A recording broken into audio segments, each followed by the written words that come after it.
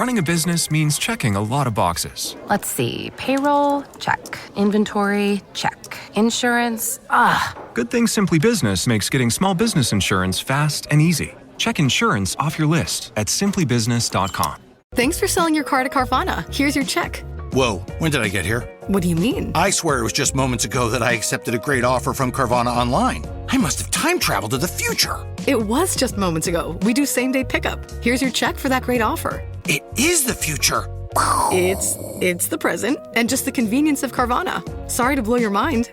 It's all good. Happens all the time. Sell your car the convenient way to Carvana. Pickup times may vary and fees may apply.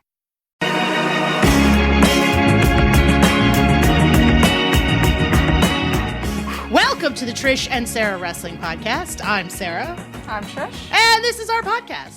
We talk about wrestling news and various topics from different promotions, primarily AEW, but also New Japan Pro Wrestling, WWE, and topics from around the wrestling world. Whatever we find interesting, and we hope you will too.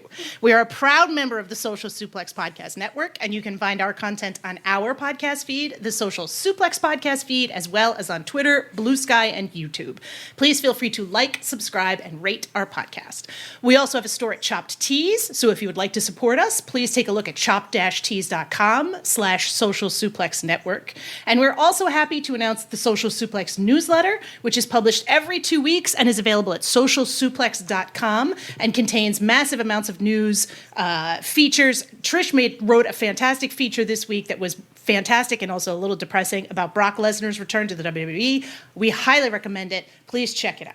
Today is Sunday, September 14th, 2025, and we are here and we are ready to give you another installment of ways in which the WWE is the worst company in the world. It's a fucking recurring segment at this point, folks. I don't think we could get away from it. I mean, Jesus Christ. Let's see. On September 10th, 2025, there was a tweet from the... I don't know what his title is, but Turki Al-Sheikh, who is the guy in charge of bringing all of the WWE and other sports events to Saudi Arabia, tweeted about WrestleMania being in Saudi Arabia in 2027. This was clearly an embargoed announcement that he broke because he's the fucking man, so he doesn't give a shit. And they did have a big announcement on Friday in Las Vegas that it is official, WrestleMania will be in Saudi Arabia in 2027. Why are they doing this? It's because of cash. WWE is getting over $100 million for this show alone, on top of the $50 million they get for the two other premium live events that come to you live from Riyadh twice a year. They also announced the Royal Rumble is going to be in Saudi Arabia. Yes. Yeah, yes. January Sorry. 31st, 2026, yeah. I blanked on that one. And so, yes, people encouraged...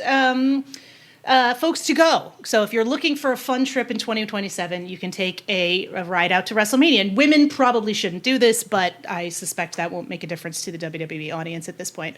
Every time they've hit their lowest point, they go lower. So yes, the New Orleans, which has been promised a WrestleMania, or there was a negotiation for WrestleMania, is not getting a WrestleMania anytime soon. It's similar to the way in which I think Minneapolis was screwed over for a SummerSlam, I think was it? But yeah. They were supposed to have a Mania and then it became a SummerSlam. Yeah, so they're not doing any of that. So, Trish, do you feel that $100 million is worth it for WrestleMania, or do you think that one of these parties is getting fleeced?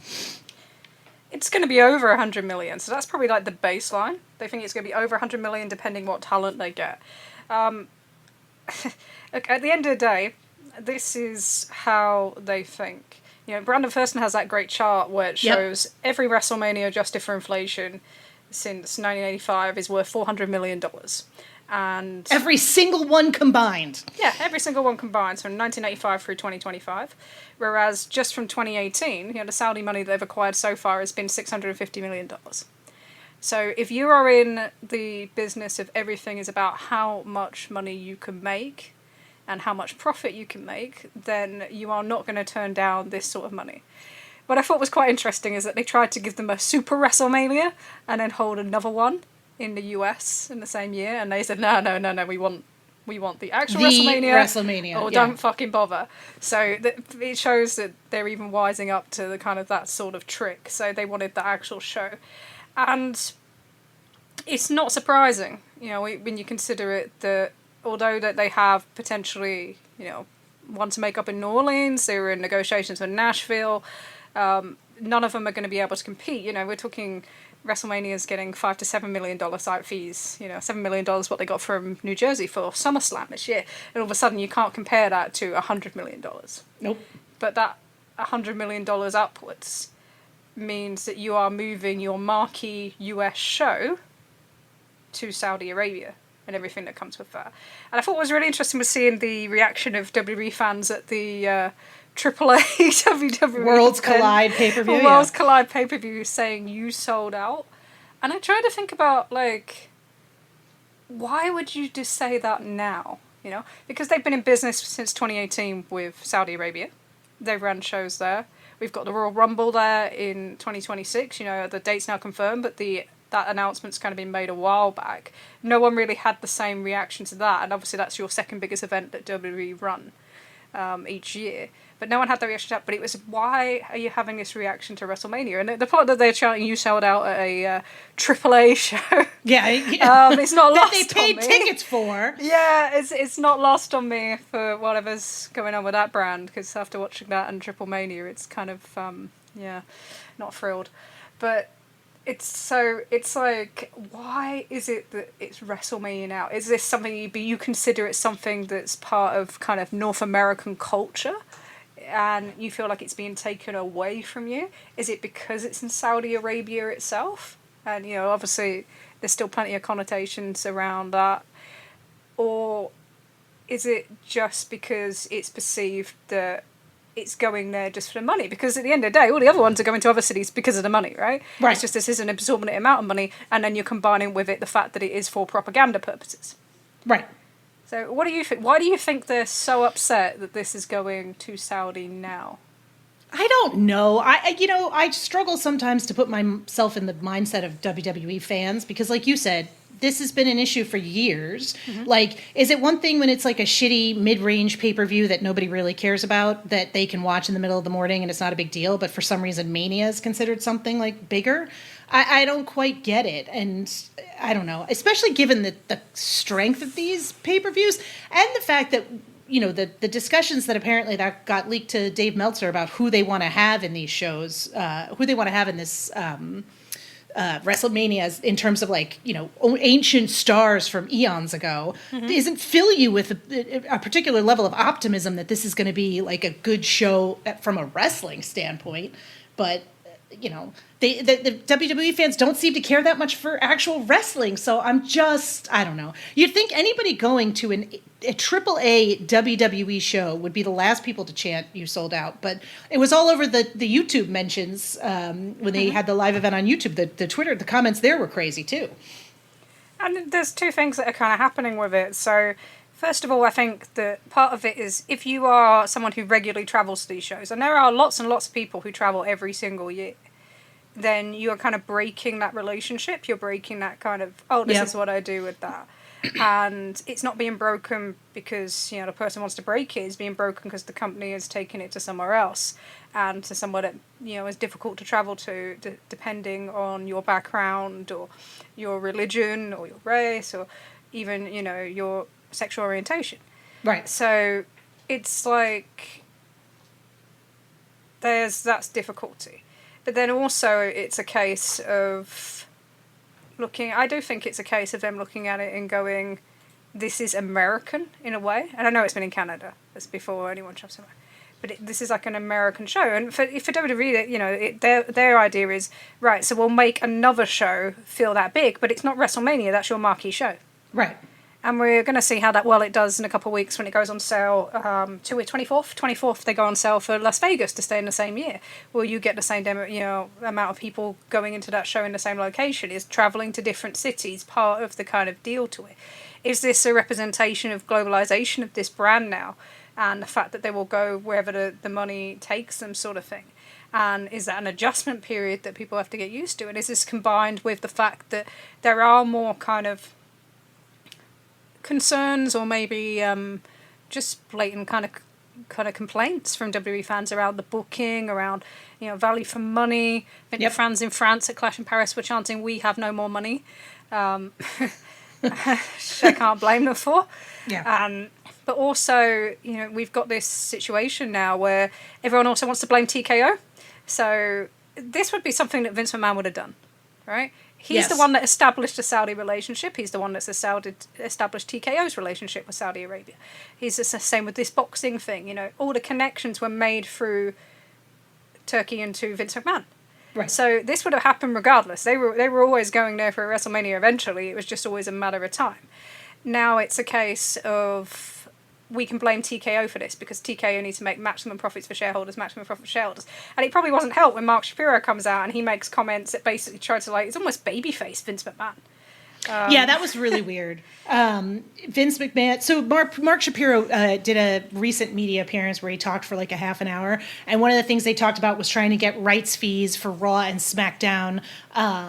They're not quite where the UFC is on ticket yield, was the quote, which is how they just fucking care about money. But the thing he specifically called out was saying that Vince McMahon was primarily pricing tickets for family and wasn't interested in maxing opportunity. And now TKO is here to max opportunity, which is a weird fucking thing, to be trying to make Vince McMahon look like a hero of the people. But, it's one of those things where you start to question, like, are they bringing him back? Is that why they're trying to? But then I'm like, do these guys think this is a good thing? Or do they think maximizing yield is the thing to do? Like, I don't know. And the thing with that is that you're working off the proviso that the WWE fans will just kind of keep paying up. But then you look at some of their recent numbers and you look at some of their advances, and especially without Cena, because there is a huge difference now between what they do with Cena and what they do with not. And then, you're running into that at the end of this year now.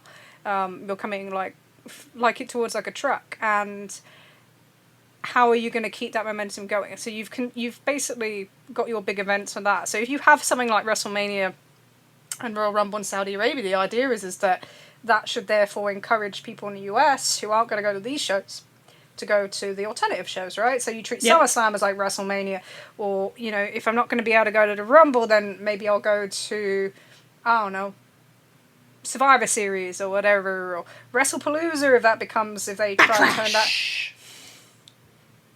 Sorry. Sorry.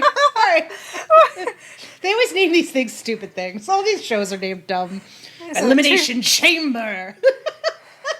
I'm not sure if you're trying to do a 2006 voiceover or a Vince McMahon impression. In a world. That was more like UFC, I think. It's because I saw a bit of that last night, and it was just like... And they were like, this is how we celebrate Mexican heritage. And I was just like, oh my God. Like, what is this? I'm like, shit. Okay. Anyway. Yeah. Completely lost but that's the whole idea, is that they want you to then diversify into that. And it's the same reason that the idea is to make Raw and SmackDown like destination shows in themselves, and that's why you can charge site fees. That's the model that they use for UFC with the fight nights that they're trying to bring into this. And that's why you eradicate the house shows and you put other things further afield. So you're spreading out your pay-per-views. You put one you got in Perth next month, and then, you do one in France, and you do... So the whole idea is then that everything else becomes a destination show. And then you make as much money of that as possible. But they fell into so many of the traps that we've talked about previously with AEW ticket sales, and we'll talk a bit more about that later. But, they did SmackDown in Boston, in your market, a few months ago, a month ago, and half the people they advertised weren't there. And the value for money with people considering it, not sure about that. Clash in Paris, they cancelled a load of meet and greets. They also had half the people advertised weren't there. Cody Rhodes, for example. So, because that match got pushed back to WrestlePalooza. So it's like, and he's filming. So you're starting to see them kind of taking for granted, and I think that's the attitude that you get from a Mark Shapiro, and what you also get sometimes when you listen to like Paul Levesque talk or others, or Nick Khan, there's a thing that we have these in the bag, and I'm not sure you do. And we're going to see a little bit with SmackDown in a couple of weeks. We're going to have year-on-year ratings for SmackDown, for NXT. We can kind of get more of an idea of exactly where they're at now. But I do think the Cena factor is huge. And the fact that with WrestlePalooza, that they've gone back to nostalgia in order to kind of promote this event, says a lot about where they actually think they are right now as a product. Well, and let's face it, WWE is very good at creating this sense of like nostalgia, of hyping this stuff up, of keeping their audience happy in that regard. Like we heard it over and over again. This AJ Lee return is incredible. Everybody's so excited about this AJ Lee return. Oh my God. Which, like, hey, good for them. The question's going to be, what does she mean in 3 months? Probably nothing from what we've seen with regard to these other returns, but they made it work for them and they created a level of excitement around it that got a crowd really hot for it. Like, we'll see if it translates over into the pay-per-view and how the pay-per-view itself does. But they do this better than almost anybody else and better than they probably deserve to do it. No, they do a good job of that, but it's that thing. So when it comes to WrestleMania that whole thing is just going to be nostalgia pop, nostalgia pop, nostalgia pop. Right. And it will be, in that moment, people will probably love it, right? Especially because there's such an influx of nostalgia. But then what comes after? And that's the problem when you go to this, when you move away from what got them back into the game, which was basically being, here's our current product, everything that we have now is as good as what you've seen in the past, invest in these stories, invest in these characters, people will have mobility upwards, there's no glass ceiling, all that sort of stuff. And now it's gone. Well, so much of that, too, in their hot period was based around Cody Rhodes finishing the story. And Cody didn't finish the story at Backlash or Elimination Chamber or SummerSlam. He finished it at WrestleMania. Yep. And if you're not going to have your biggest stories end because you're too busy inserting nostalgia acts into that, like, how is that going to help you in terms of keeping an audience and growing, like, your, like, if that is... But that was the 2010s. That was the 2010s, full stop, Like, your big shows are completely disconnected from your week-to-week television, right? So why am I going to see your week-to-week television? We kind of had that to a degree with AEW to some degree last year, where it's like, we know these pay-per-views are going to be good, but the actual weekly television doesn't seem to have any quality to it, so why am I spending the money to go see the show? Yeah, and that's still something that I think holds them back for TV. But the other thing is, as well, is that there's this emphasis, the way that they're trying to do it around it is to not emphasize that, how we're getting $100 million for propaganda, but we're there to kind of change Saudi Arabia. So I'm going to read the comments from Bianca Belair, and I'm going to be very clear. She's part of this in terms of performer. She was asked to speak. I'm not going to say that we know that this is how she feels, because we don't. Correct. Okay? But she said at a press conference on Friday, it's amazing. It's amazing to be part of a lot of great moments. The hospitality, the culture, the crowd's always great. I think Saudi Arabia has become a space specifically for women to make amazing moments and make history. That's not just important for little girls and women to see, but for little boys and men and the whole world to see.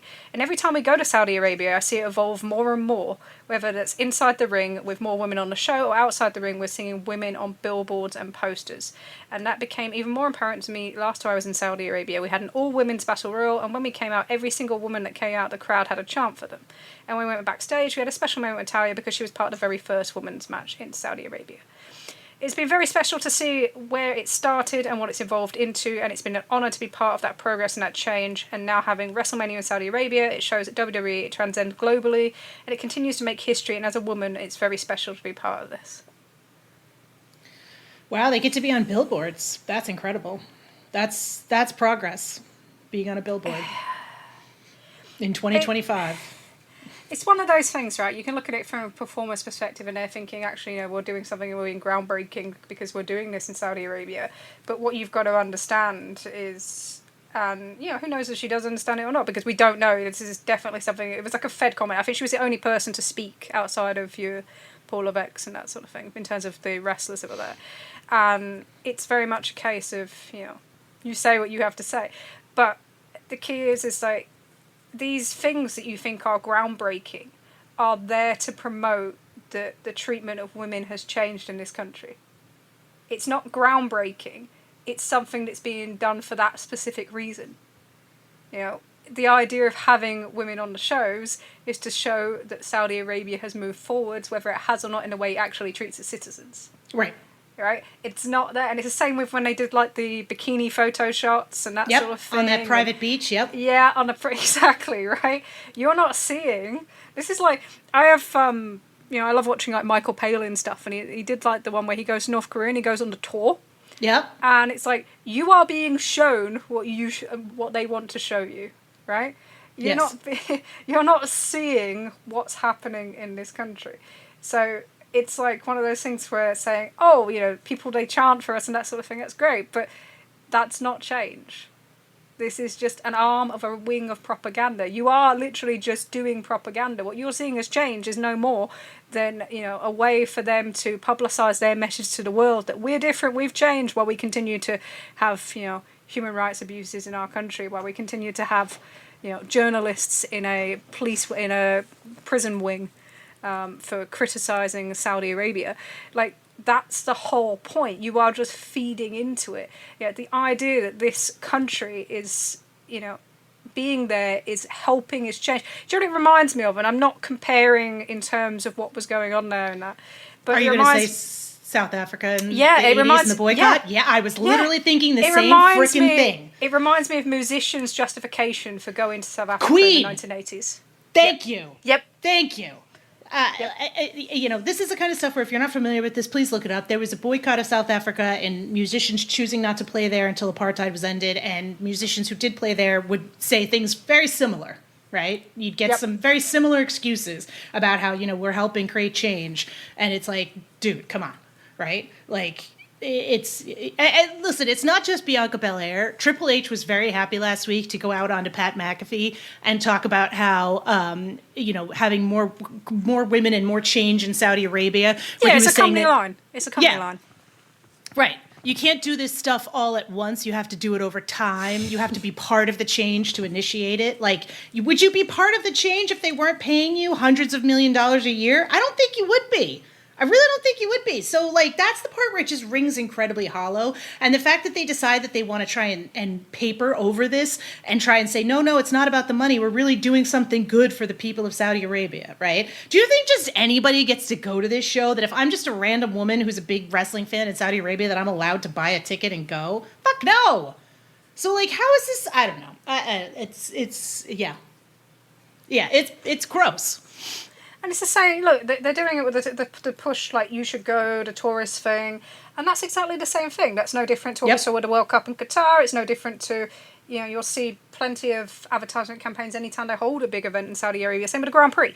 You know, I'm a big Formula One fan. It's exactly the same with that. So that's the sort of thing where they are encouraging that for the same reasons. It's all part of the same strategy. And, you know, you're playing into it being in terms of that. And, you know, that's up to you. That's the choices you've made now, and we'll see how people react to it. But it's not, you know, we knew it was coming. It's not surprising. But I thought some of the reactions probably were a little bit surprising to it. It's like anything else, though, with WWE fans, right? Like, you know, we had the R-Truth stuff. We've forgotten about that already. Like, you know what I mean? Like, how many things that they are upset about are they going to carry across? Where is that guy? Nobody's shouting for him. All this stuff that they all like, oh, and then they don't, 2 shows later and they've forgotten about it. Like, you know, Dom Mysterio will eat some chicken nuggies and everybody will be really excited about that. Yeah, but that's the thing. It's like, they're not, so they pretend like, this is the weird thing. So it's like they pretend like they're fully arrogant about it, but they don't care about how people feel. But if they don't care how people feel, or don't feel like they need to address these things, then they wouldn't have brought AJ Lee back on the same show as Brock Lesnar to be a deflection. Yep. And no one's hiding that it's deflection. No one in WWE's hiding that it's a deflection. You know, it's been very clear that that was why they did things as they did. And now it's like, and it works, right? Because absolutely, their audience has moved on. Yep. The media has moved on. In fact, the media just played into their game of, we're going to publicise this return and we're going to ignore the fact that everybody knows that Lesnar is in Chicago. And we're just going to keep on that. And then afterwards, we're just going to push the AJ Lee. And we're not going to talk about that. Nope. No discussion of Brock Lesnar. All of it was based around what a great angle it was, how fantastic it is. She's back. This is terrific. They did a great job. They did nothing about, literally so many recap shows barely touched on the fact that Lesnar was there and did a segment. Like, oh yeah, and Lesnar came out and attacked Cena. And that was it. And we moved right along. Thank you very much. Great job, everybody. Great job. Yeah. And they did do a good job of that angle. They did a good job of publicising it, did a good job of getting their partners to buy into it. And that's what you get when the reaction. And then it's the same with, you know, and you'll see, it'll be this week. It'll be very interesting to see what the reaction is now that they know that Cena and Lesnar's main eventing, which I thought was pretty clear from the first press release, because I think when ESPN put out their first press release, it was a case of John Cena will headline. That's what it said. And it's very clear that I think ESPN feel like if you watch anything of their current product, they feel more invested in Cena than they do in WWE. Cena's the guy doing on their ESPN Unlimited kind of spiel. He's the one introducing, like, we have this, we have this, we have this, we have that. We just don't even mention it WWE. No. And then, so I don't think it's a huge surprise, but it says something that's what they've gone with for this first show on ESPN, that it's Cena and Lesnar, and not, the mixed tag or the world title, because Cody is the secondary world champion this time from the moment he won the belt. Yep. To now his first offense. It's a thing right now. But it's, so it's one of those things where he's the headline act, but we brought AJ back as a cover in a way, and people will buy onto that because that's what they want to invest in, and they'll just kind of go, like that, or when it comes to Lesnar. So the deflection worked perfectly for them from that aspect. Yep. And, we'll see if that changes this week or not. I doubt it, because the reason, you have this deal with ESPN, you are going to get favourable coverage for them no matter what. And we've already seen that when the way they tackled him, when Lesnar came back, and they were just kind of like, they asked Triple H about it, or Paul Levesque about it, and it's just like, oh, it's time to bring him home, no follow-up. Nope. And that's, that's a thing around this deal now, so you aren't going to get that. What do you think about, so the decision to run WrestlePalooza is one thing, opposite All Out, and we'll talk about the competition element in a minute, but what do you think about the fact that they are moving to an app that's not actually that visible? ESPN is so complicated with the ESPN app and ESPN Plus, and now we're saying ESPN app with the unlimited plan, so it doesn't include like Disney Plus subscribers. What do you think about the logistical kind of thing in terms of how easy this will be for WWE fans to pick up? And secondly, kind of the idea that ESPN is some huge promotional machine still that's going to make a huge, huge difference to how this goes. I'm really fascinated by this because I know the people pushing that the ESPN is going to be a huge difference maker for them are a little bit older, and I think still have a slightly outdated mindset of what ESPN means. And I do think there's a period of time where being on ESPN would have given them like a huge cachet. But the main question you have about this right now, right, is that, like you said, ESPN has got Cena, but he's not really pushing WWE. He's pushing the app, and he's not even really pushing WWE on the app. He's just pushing the app itself. And then you see a lot of the advertising that they're doing is talking about how WWE and WrestlePalooza is going to be on ESPN. It doesn't specify it's going to be on ESPN Unlimited, and you have to jump through a whole bunch of hoops in order to go sign up for it, especially if it's connected to your cable provider, because you have to connect this, and you have to do that, and then you have to go into your thing, and you have to set this up. I suspect there may be people who just go to turn it on because they're used to the ease of, like, Peacock, right? Peacock, you freaking turn it on and it's right there. If you've never downloaded this before, and this is a new app, this is not something that's been around like Netflix or like, they're gonna, this is one of those things that I think is really being underreported as to this, and it may end up being nothing. I want to say that. But I think that this could be a bigger lift for people, especially on a Saturday, especially after there's already been a bunch of wrestling. You've got college football, you've got NFL, you've got there's just a lot of I don't know. I think this is an underrated problem associated with this pay-per-view, is that you are asking people to go to an app that they either have not used before, do not have, or think they have and may not have, and you're sort of muddying the waters with regard to the advertising of how exactly you get it, which is kind of funny to me because I feel like AEW takes a lot of shit for not being specific enough sometimes about like, hey, we're on Thursday night and advertising that. WWE hasn't taken a lot of shit for not making it really clear to its audience exactly how they need to watch this show. And it's not being pushed like when they went on Fox for SmackDown. Or when they went on to, I don't know, like Netflix, right? Netflix, I couldn't walk out the house without seeing a billboard with like Raw on Netflix. There is no hard push. Like even like UFC last night, they had like one read, and it was so funny because they had like more reads for everything else, like the Contender Series and stuff. But they had like one read, and it's like it's so complicated just on the read. It's like watch the WWE WrestlePalooza with John Cena and Brock Lesnar. And it's like, on the ESPN app Unlimited program, please check and see if basically you subscribe. And it's like, it's so, rather than just it's on ESPN app or it's on ESPN Plus or it's right, or it's just on ESPN, which I think you're right. I think it would be because of the way they've advertised it. It will be people turning on ESPN 1, 2, 3, whatever on Saturday and expecting it there, and it's not going to be. And the fact the first hour isn't, and I know like it's a whole window of college football across ABC and across the ESPN platform, but the fact that there's not going to be like anything there is quite weird, and probably isn't the amount of investment that I expected. I thought it'd at least make like ESPN 3 or something. They'll do like the first hour or something, because you thought that's, Mark Shapiro talked about it when they signed the deal, but that would be a way to launch it in, so then people convert and then you move them across. But we're not doing that. We're just shoving it away on this app.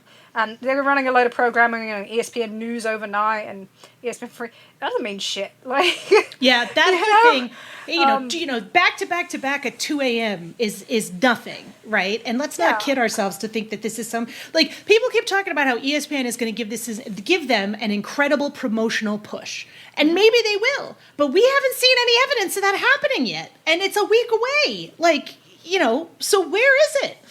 Yeah, and throwing a few things on SportsCenter this week that compete with college football and NFL and, the run up to the MLB playoffs, that doesn't mean the same thing, You look at what they did with Fox, every NFL game had like tons and tons of ad reads, adverts.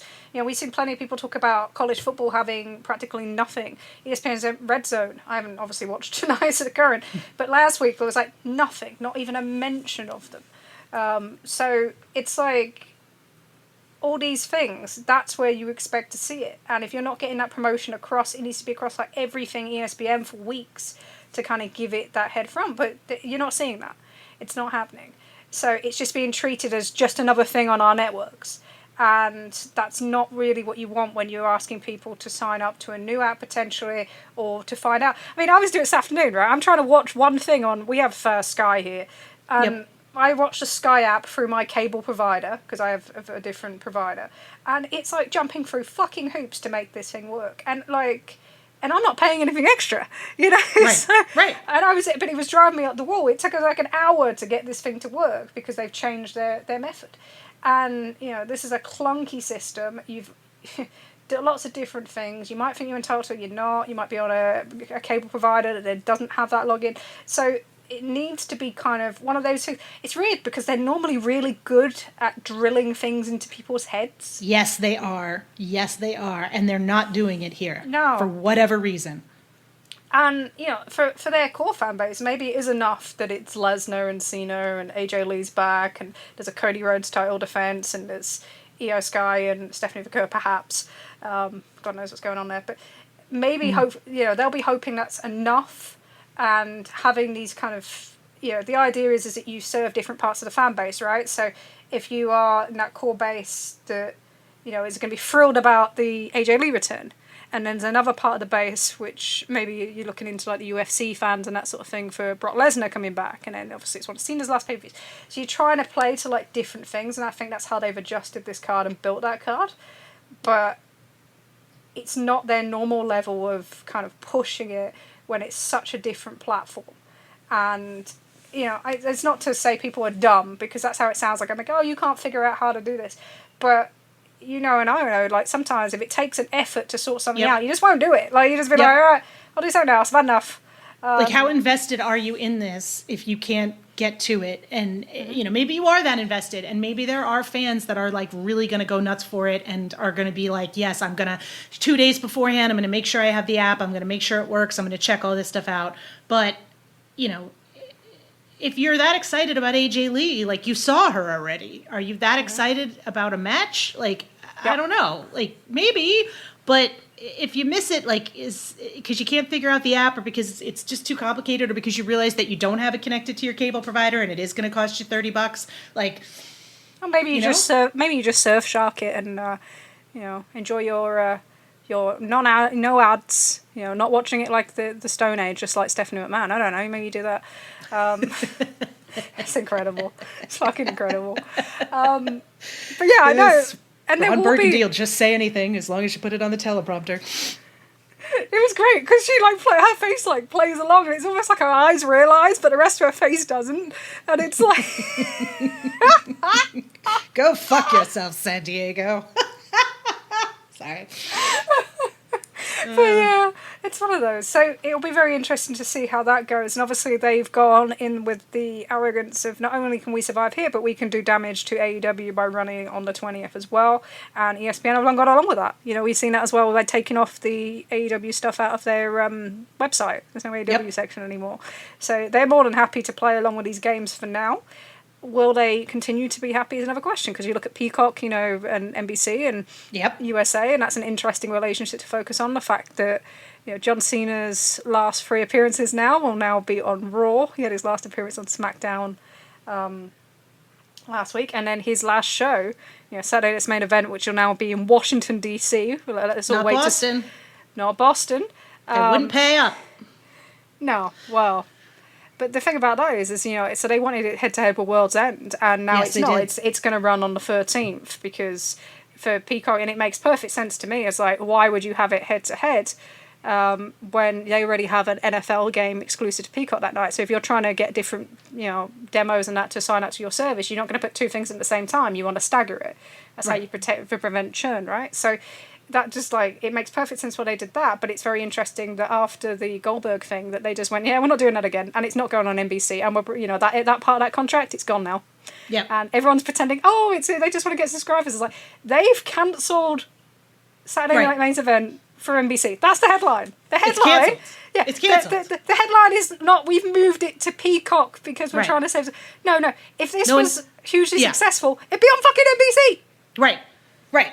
Oh, it's a really smart move on the part of WWE because they got out of their contract early. Like, what the fuck? Like, again, the thing that is so frustrating, and we touched on this a little bit either last time or weeks before that, is how complicit and willing to play along with the WWE narrative so many of the wrestling media people are. Like, oh yeah, no, it's great. It's a great move for WWE. Like, no, it's not. They fucking, like you said, they got fucking canceled, and nobody calls it out. Nobody says this is kind of a disaster. Like, you know, no, look at this shiny object over there. No, but it's a great move for them in terms they'll get money earlier next time. Yeah, you can argue that, but what you can't argue is that the relationship with Peacock hasn't been damaged, or with NBC hasn't been damaged in some way.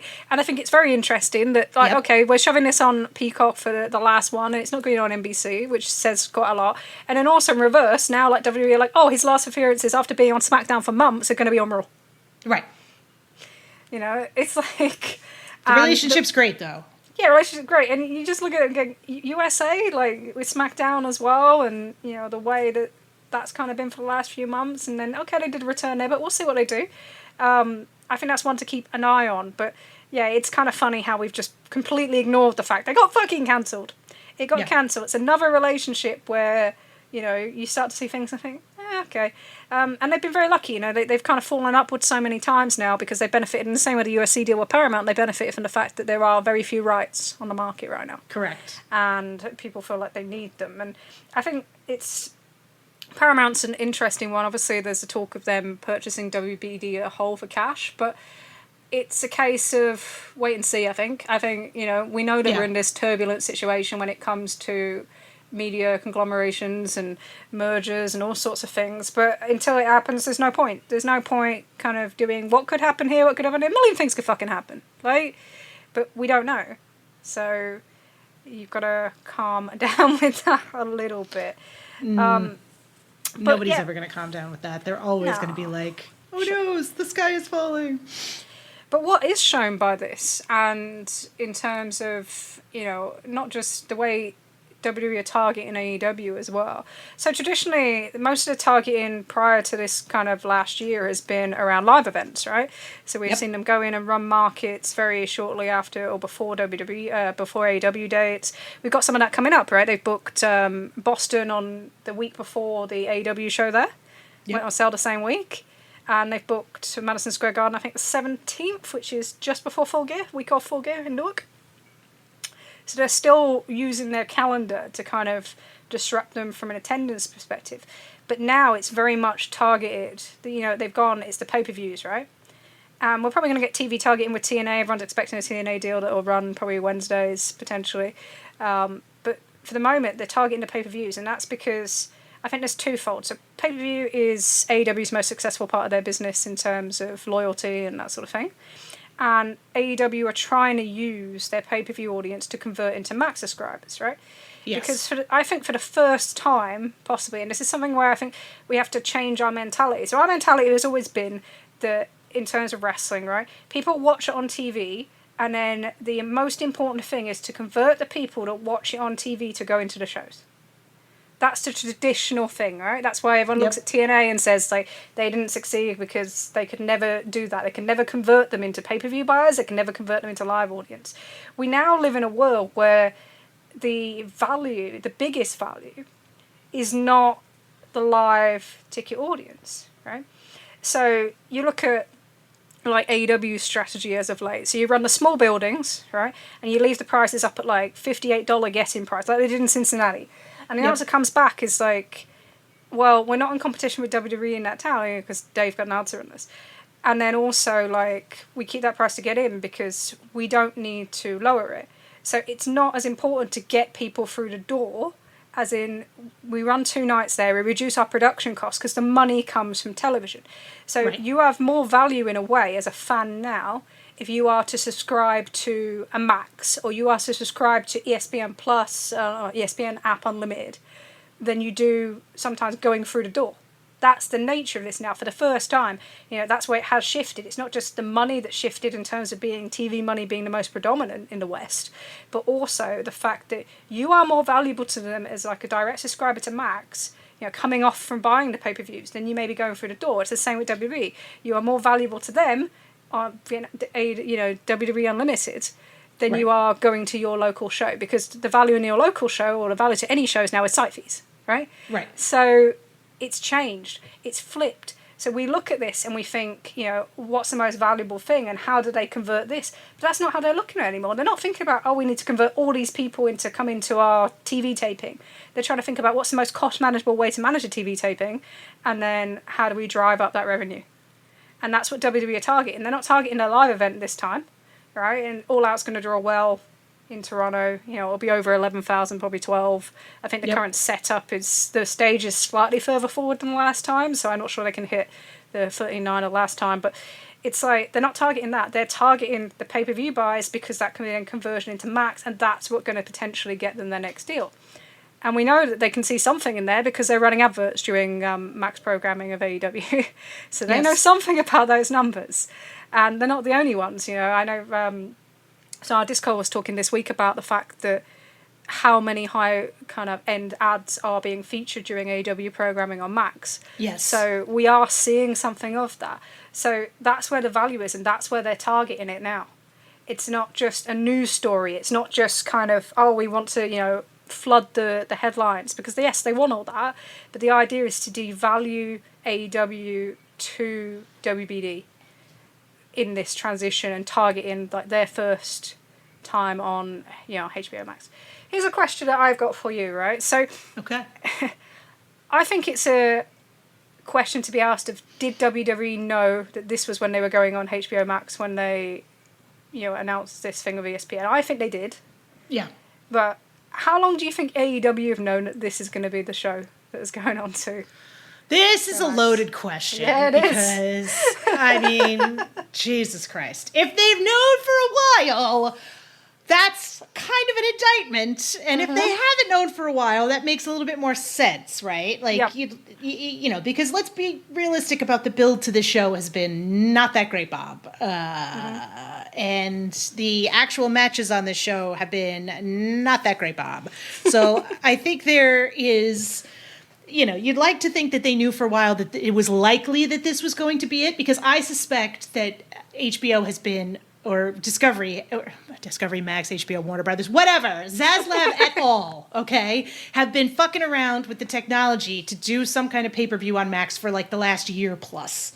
And with those things, that requires a level of development that you can say, yes, we're going to attempt to do this in quarter one of 2026, which is from a business perspective where we're at, or Q4 from a regular one. But you can't always be 100% sure that you're going to hit that target. And so I suspect there was a goal in mind for a show, and maybe it was this one, maybe it was a different one.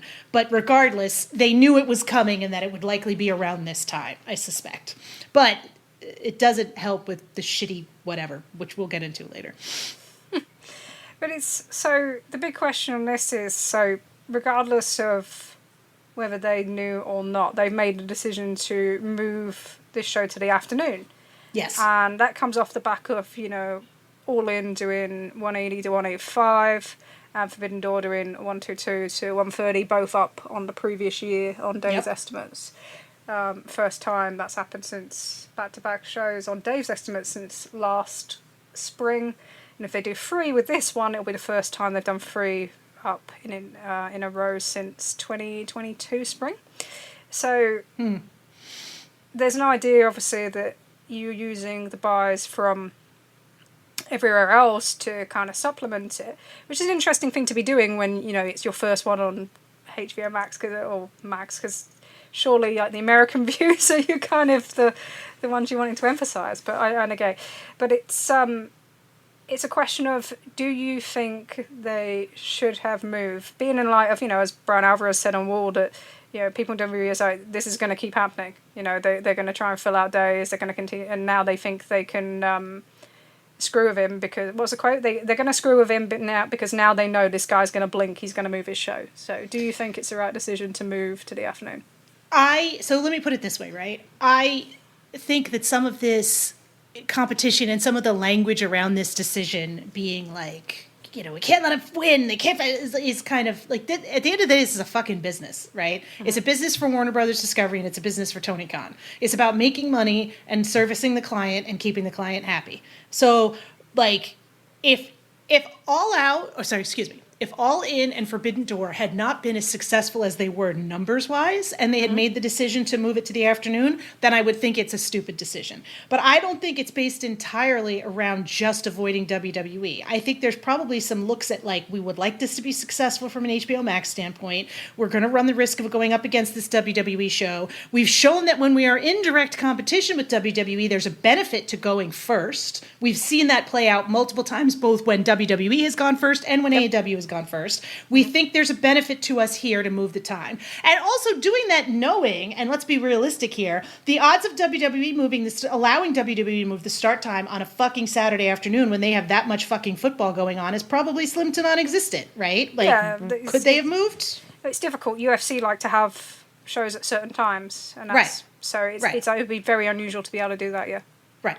So I want to make ESPN. it clear that from the live, I'm not talking about the live audience. I think that's a separate issue with regard to the times they moved this for the live audience, which I think was kind of a shit show and a shitty job. But I don't think that them moving this to start at 3:00 is a bad decision. I just don't. I think it's probably a smarter decision. And if they continue to fuck with you, then you deal with it when they fuck with you, right? Shit will change. And ultimately, if WBD was involved in this decision and said, Tony, we think you should move it to the afternoon, then there's no question about it in my mind. You have to make those people happy. Fuck WWE. I don't know. I just don't think it's that. I just don't think it's that big of a deal. WWE's not going to suddenly go, oh, well, they didn't move their pay-per-view, so we won't fuck with them anymore. They're going to continue to fuck with them. So this whole idea of Alvarez being well, they're going to still fuck with them. They were going to fuck with them regardless. So do the smarter thing for your business and make that choice. And if that's moving the pay-per-view, then move the fucking pay-per-view. And this whole God love him. And I say this, Rich, I adore you. You know that, but I disagree with you vehemently on this. It's not about fucking winning a battle. It's about making your business successful. So that's kind of where I stand on this one. I think, and again, I say that completely separate from the live audience piece of it, which I think is a bigger problem, but I don't see where moving this to the afternoon is a horrible decision. Yeah, and what you've got to consider as well is that although there's a price point differentiation in the US, there's not in the rest of the world in a lot of places. Right. So if you're in Europe and they're on at the same time, you can watch on Netflix without paying, and we don't pay US pay-per-view prices to start with, but you're just watching on Netflix, right? So in these other markets, the time change is going to probably help you much more predominantly. And even in Canada, Canada's Netflix as well, I believe, for WWE shows. So in the market, you're targeting your local branding about. So, it does make sense in that aspect. From a live perspective, it's shit. The late announcement is shit. Yeah, the fact that they did it, they needed to have given them a lot more time. You can't make that choice 3 weeks out. That sucks. And you can't fuck with your live audience for your pay-per-views because these are the people that have consistently shown that they will show up, right? And you haven't had that with your live audience for your. But part of the reason why the pay-per-views are so good is because the crowds are good and the crowds are strong, and you don't want to start getting a reputation for not fulfilling the live show part of that for the pay-per-views. That's my perspective anyway. Yeah, it's a trust thing, isn't it? And you got to remember, the last pay-per-view they had there, the travel out was awful. I remember full well the state of Toronto Airport the next day. It wasn't good, and it's much harder to travel in Canada in general than it is in the US or anywhere else. So that sort of changed. I heard the defenses, it's like American football. Well, American football's not Canada, is it?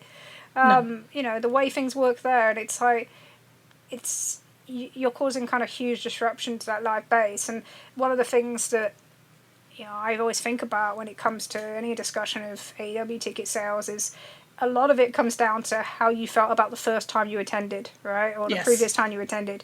And I felt it with we should probably talk about this, but I felt it when we went to the TV tapings in Glasgow, and there were so many things at the end of it, and I thought, I can understand why people don't come back the next time, right? Yeah. Because, the structure of everything, how late everything goes, just there's so many things. The fact, it never feels like it's fucking going to end because they film so much stuff back to back to back, and then they actually never tell you what's on the second bit, so...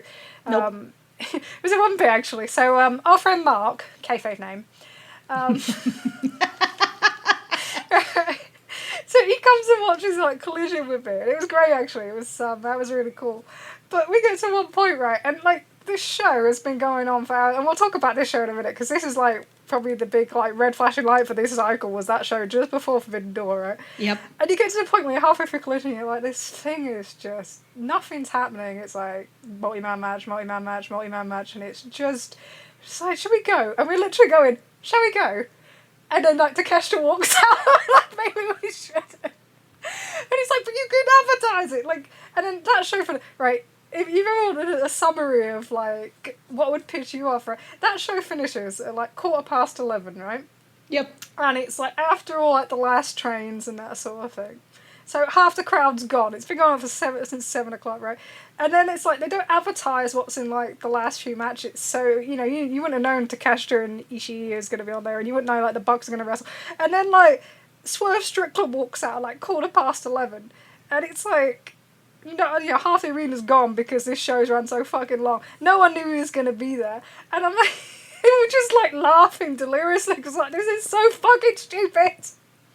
It's so fucking stupid because, and again, you're not holding them to a standard that they didn't take before, because I remember shows where Tony Khan would come out before Dynamite and say, you're going to have Rampage film afterwards, and you're going to see this person on Rampage, and you're going to see this person, and so. You knew that before Dynamite started. You knew what the Rampage matches were. But he had 5 speeches. He had 5 fucking speeches. There's no excuse to come out and be we love this place, and we love Glasgow, we love Scotland. We're going to bring back a pay-per-view. He's we're going to come over to... He's doing all that shit, and just has some fucking matches. And he gets right to the end, right, and he's the one that closes the show, and he brings out Tanahashi, and he's like, yeah, I've got Tanahashi with me, and he's not saying a fucking word. Bye, I love you.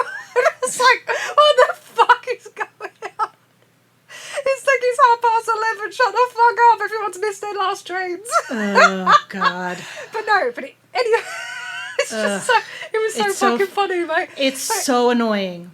But it's that sort of thing where it's about, I'm digressing because I just thought it was a thing around that trust thing. It's the same with Grand Slams, when they used to finish at fucking 12 o'clock and people were trying to get home on the 7 line. It's all disrupted by engineering, and you're yep. You don't realise, you have to think about these things. And, we talk so many times about being trying to be the fan company, right? The one that... Yep. So you've got to, and it's the same with local promotions, when you're trying to build these destination weekends and hold local promotions as part of it, and how well that works. We saw it in Texas, especially TJPW doing their huge number, that sort of thing. That's where you've got to support. I hope that they're helping to support some of these promotions that are working around them, because building that is important. That's the big thing when you look at WrestleMania week. With that going to Saudi Arabia, yep. people are going to lose that big independent week. Yep. And Conventions, not Yeah. just for the independents, but also convention appearances for a lot of those wrestlers too. Yeah, so not just the fans in terms of, people that enjoy that whole week of wrestling, but also like the independent workers, convention, all that sort of stuff. So for AEW, the thing about All In that was so successful this year is it wasn't just the wrestling show, right? Right. It was like all these other things around it. And, in order to maintain that, then you need to be kind of looking after them as well. And that's so hopefully they sort all that out. But yeah, it's shit. It's shit for people to, who can't go or have to expensive travel plans because it's so late. So it's difficult. You are working up against this competition element, and you are, many masters. But you've just got to make sure that you look after your fans as well. And if that means that you put no time on a pay-per-view, then you put no time on a pay-per-view, right? Right. Whatever decision you've got to make, right. But you've got to look after people because, it's always the thing, just don't hurt your most loyal customers. It's the same thing as always. But yeah, I just... stupid stuff like, again, in this circumstance, they were releasing they released a press statement before they emailed the people who had tickets for the show. Yeah, it shouldn't happen. That shouldn't happen. That's where you've got to get the order of things right, and so. But that's that. But in terms of actually moving, the competition element's not going away. As I said, they're going to continue targeting live events. They'll continue targeting pay-per-views next year. They will go after them and after them. We're probably going to see TNA turn up on a Wednesday night, and that hopefully means that, in response, that they're going to up their TV because, I think, my personal feelings, I think there's a lot of stuff that's been good in a vacuum over the last couple of months. It's our favorite saying. Yeah, but at the same time, I felt like a lot of it's been pretty uninspired. And I can't shift that feeling. But what I thought was funny, though, was when we discussed this like a month ago, right? We discussed a few different things. And we said, looking at All Out, being that we knew that it was a short cycle, that we knew that 3 weeks were in a residency building, and being that, like they had this WWE competition incoming, we said there was like 3 things that we wanted them to do, right? So keep the big programs potentially going because of the short cycle. Yep. So you carry some momentum in rather than having to try and build something from scratch, right? Keep the focus on your world champions. I'm laughing as I say it. And don't shoot yourself in the foot. Right? And 0 out of 3 ain't bad. What I felt like they did, right, was like they heard "don't shoot yourself in the foot," and then they went and got a pellet gun and they started just spraying just to see which ones actually hit. And it was like that one. That's what it felt like. It's like, what the fuck 4 are you out of doing? 5 toes. Yeah, it's like you're playing chicken with your toes, right? It was just like, what are you doing? And that thing in Glasgow was like the thing where it all started, right? So Yep. do you know there's that thing where the worst person you know makes the best point and you fucking hate it? Yep. Right, okay. So every day of my goddamn life. okay. So this was the thing, right? So we have this cycle and they're trending well with focus on the 2 world champions that they've got with Tony and with Hangman, right? And we've got some big programs that are working. And then we decided that we're just not going to do any of that now. So we go into the week before Forbidden Door, and we realise that we've got a backdoor main event, one that we couldn't even bother to advertise at the main event, which was quite cowardly. We continued, and it was bugging me, because every time I got a fucking email, I was driving my fucking nut. But we continued to advertise, like, Forbidden Door main event is Paige and MJF, but it's not, it's this other one. So we have to shift that in, so we change that focus, and there's no heat on that actual match of the 10-man, like the brawl, like no one reacted to it. Everyone's like, what the fuck is this? Because there's no heat to it, right? Right. You've got Darby coming out of bags and most of his program with Moxley, and this is probably my biggest frustration with that program. Instead of having any depth, it feels like an episode of Scooby fucking Doo half the time at the moment. Alright? Who's in the body bag this week? Yeah, it's just like... And then half the people weren't even there. Kenny Omega and Kota Ibushi were, it was like theatre on it. It was just like, the parts of Kenny Omega and Kota Ibushi are now played by Jet Speed for tonight's performance. Right. And that brought, so it has like no heat, and you're just thinking like, this isn't like the main event sort of thing. And even the actual match itself, like the match itself, do you know what it reminded me of? It reminded me of the 10-man that we saw in Toronto at Forbidden Door in 2023. Yep. It had like the Bucks and Hangman and Moxley and Shota and Takeshita and Ishii. Yep. It reminded very much of that. It was like a party match, but it was like, okay, no one really bought it. No one bought the angle afterwards because everyone knew that Will was going off anyway. Like, there was no reaction. No one was like, oh my God. It wasn't like, do you remember like the last year of All Out last year and you had like the reaction to the end when like Paige turns and the woman screams? Completely the opposite atmosphere, right? Completely the opposite atmosphere. Everyone's just like, oh yeah, well, he's writing him off. Okay, right. And it probably wasn't helped by the fact that the baby faces looked like fucking idiots because they couldn't get into the cage. After Marina Shafir, I think I need to ask this actually. I think she was supposed to be in the cage when it came down, like when they locked the door, and she wasn't. So she goes around the back and she climbs up and over and in. So that's what, yeah. This is what makes everything look so fucking stupid after, right? And then they couldn't do that themselves. No, they couldn't do that. No, Ibushi runs into it like 100 miles an hour, like he thinks he's a rhino or something, which is fine because it's Ibushi, so you allow it. It's just like, they just look so fucking stupid. But there was like no reaction to it. And then, but what you did was you actually had switched your whole show, and this is what the bit story of this cycle has been, back to the Death Riders being your top story, right? So you gave them the main event with Moxie, you gave them the big angle coming off of it, and then the TV's been pretty much dominated by that angle. But they don't have the same threat. No. Because they don't have the belt. And Moxie can do promos saying, oh, you know, the belt don't really matter, which is really fucking helpful, by the way. But it's like, you've shifted them to be the major threat, but the top babyface isn't, the world championship isn't the guy taking them on. So you change that TV back and it becomes, we've had 3, I think, heat heavy kind of finishes to shows now in a row. And it's like, so that became your top level of emphasis. And it's like, does that work where you are now? So we had that. And then also on that show, you had the fucking, whatever the fucking angle was with MJF, right? And I'm going to smoke Mark Briscoe. So we're going to change that thing back, and we're going to take away that really, really good segment the week before, and we're going to kind of stamp on it.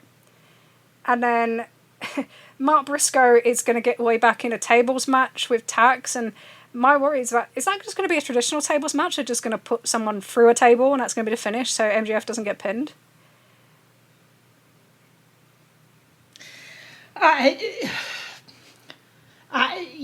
I don't know. I mean, you say that, like, in terms of that match where they did all that shit with Mark Briscoe and the stupid angle, and then they took it away immediately again after the fucking pay-per-view because Tony's like, oh, we have to give a week's notice for this cash-in. So it's like you took the cash-in away, then you brought the cash-in back, and then you took the cash-in away again without getting any of the benefit of doing any of it. It just, that made no sense to me. This whole pay-per-view cycle reads like the plans they had in place for like whatever 2 months went up in flames for whatever reason, and we don't have any good ideas on how to fix it. So let's just do this, right? Let's do a bunch of Death Rider stuff and some multi-mans. Hey, let's throw a tournament in there too. Let's do a ladder match, right? Why not? Like it doesn't make a lot of sense, and it doesn't. It's not particularly compelling. And I think the idea that like, oh, well, we have FTR versus Cope and Christian, so we don't need other compelling stories. Like I think that's part of the big problem, right? And it's very much like all that stuff that Tony said around the Chicago residency and around All In, where he's like, I've taken control back and I'm in charge of stuff, and it's like, well, that lasted 6 weeks. It's like when you get a new, he got a new planner and he's like, my life's gonna be amazing, and it lasted 6 weeks and now we're back to the shit again, right? Like, I don't think things are bad necessarily. Like, I'm enjoying the shows. I'm enjoying the Death Riders to some degree. Like, I agree with you in terms of them being like aggressively on the show, but I am enjoying Mox more being on the show now than I was in the fall and spring of last year. Like, these angles are at least more interesting to me.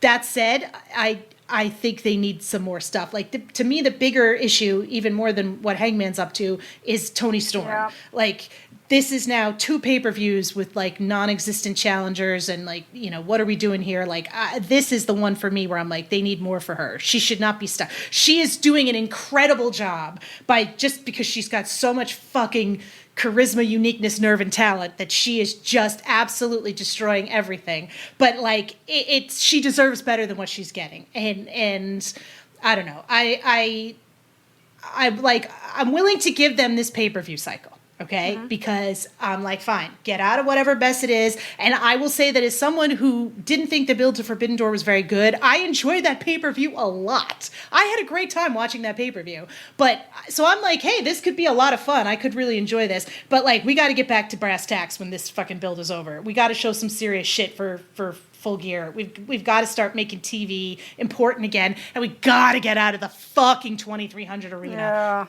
Yeah. Oh. God, it looks awful. I feel terrible saying this because I like the smaller buildings, and I think a lot of the smaller buildings have been really cool, but the 2300 arena, for whatever reason, just looks like shit. See, I think that we now have a trend of 2 residencies where we see ratings drop, right? Yeah. And last time it was more in male 35 to 49. This time it's been more across the board. And I think that when you look at the lack of focus on Paige and on Tony Storm in key segments, and we saw some of that reverted this week, I think probably after some of the noise. Yeah. But it's like, so we went from the focus being on them in that first cycle, and I think that probably kept those numbers in that first residency higher than they would have been otherwise.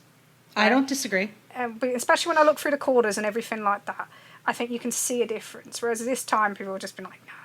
And they're missable shows in that regard. Has there been, like, we're doing angles on them, but there's nothing that's like, oh, I really need to see that, right? Right. We did the 10th We Kill Kenny angle of the fucking year. Oh, Jesus. Don't even. Okay, Come on a minute. Let's go. Let's fucking go. No, Let's go. Okay, let's do it. Let's just do it. Let's just do it. Okay. Let's just do it. Okay. What the fuck are we doing? What the fuck are we doing? What the fuck are we doing? If he's not going to be on TV, if he's not going to be part of the show, if you're not going to do shit with him, then just fucking keep him off. Because this concept of like, you know, he's going to be on TV. We're going to burn a reunion between Kenny and Hangman in like a random Wednesday for a multi-man match that nobody talks.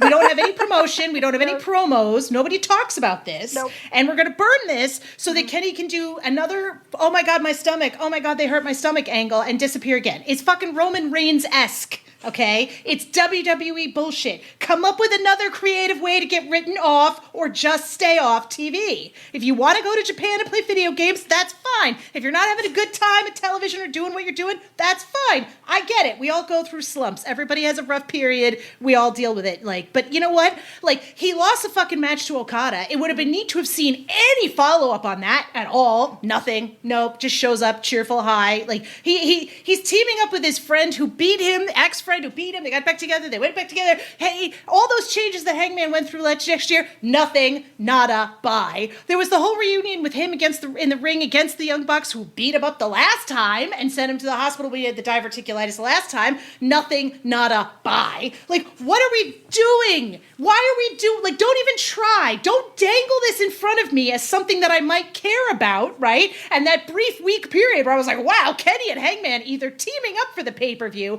or being in a multi-man against each other for the pay-per-view, that would be really cool. Oh, guess what? You're not getting that. Like, we're getting written off again. Like, don't do that. Okay? Just don't. Like, because the problem is you get people all excited and then like, yeah, Hangman versus Fletcher's going to be great. Fletcher's great. We're going to have a great match. This is going to be a terrific show. But it's not what I initially thought it was going to be, and I'm a little bit disappointed. And you don't want to leave your audience a little bit disappointed when they're getting a match that's potentially this good. Like, I don't get what's going on. I don't need to get what's going on. Whatever's going on is whatever's going on. But at this point, it's clear something's fucking going on, and we better fucking figure out how to either fix it or hide it a little better. We're just going to leave that a second.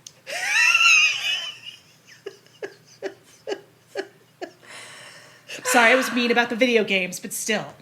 No, but it's that thing, isn't it, with Kenny, and there's no care with Kenny.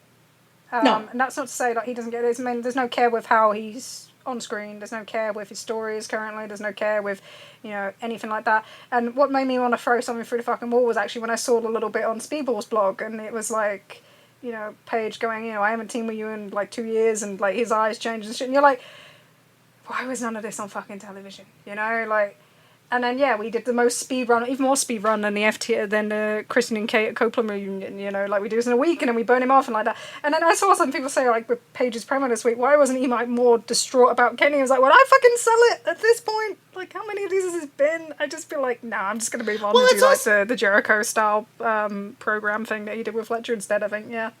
100% correct, because at this point, right, we had the Elite reunion in 2023 that got truncated and weird and didn't emotionally live up to what we thought it was going to be. We had the Ibushi and Omega reunion in 2023 that was sort of weirdly truncated and didn't live up to what we thought it was going to be. We had the Ibushi and Kenny here this time. They're in a fucking multi-man match. And, like, nothing happens. Like, there's no payoff. So why am I caring at this point? That sounds really mean and terrible, but that's kind of where I'm at, where I'm like Kenny's one of those people right now where he's got to earn it a little bit, right? Like, like there are people that show up on screen and I'm automatically like, I'm in. I don't care what you're doing. I'm in. Right. And unfortunately, Kenny has gotten to that category where I'm like, I'm going to wait and see what happens, because I've known that I can't get my hopes up anymore, because I know I'm likely not going to get anything particularly interesting. This is going to be kind of boring, and I'm going to just get, or blue balls, basically. Any level of excitement I have is not going to come to fruition, so why am I getting excited? And that sucks. It sucks to say that about Kenny fucking Omega. It sucks to say that about it, but it's fucking true. Yeah. Yeah. I think I have a conversation with Rich once a month where we're just like, what the fuck's going on? What the fuck's going on? I don't know, but... Yeah, and then it hampers, obviously, Paige a little bit as well. So they're going to do a Fletcher match. I'm sure it's going to be fantastic. I think Fletcher's stepped up really, really well in this period. And he's been allowed to be as well. I think, the way they did the promo on Wednesday was very, very clever, because Paige gets to do the kind of elder statesman thing, and he gives Fletcher enough floor to kind of establish himself. The no one's going to be there kind of thing. No one believes that's going to happen anyway. If Don Callis family involved in some way or another, which is a shame. I think if they can keep it clean, it would be much better.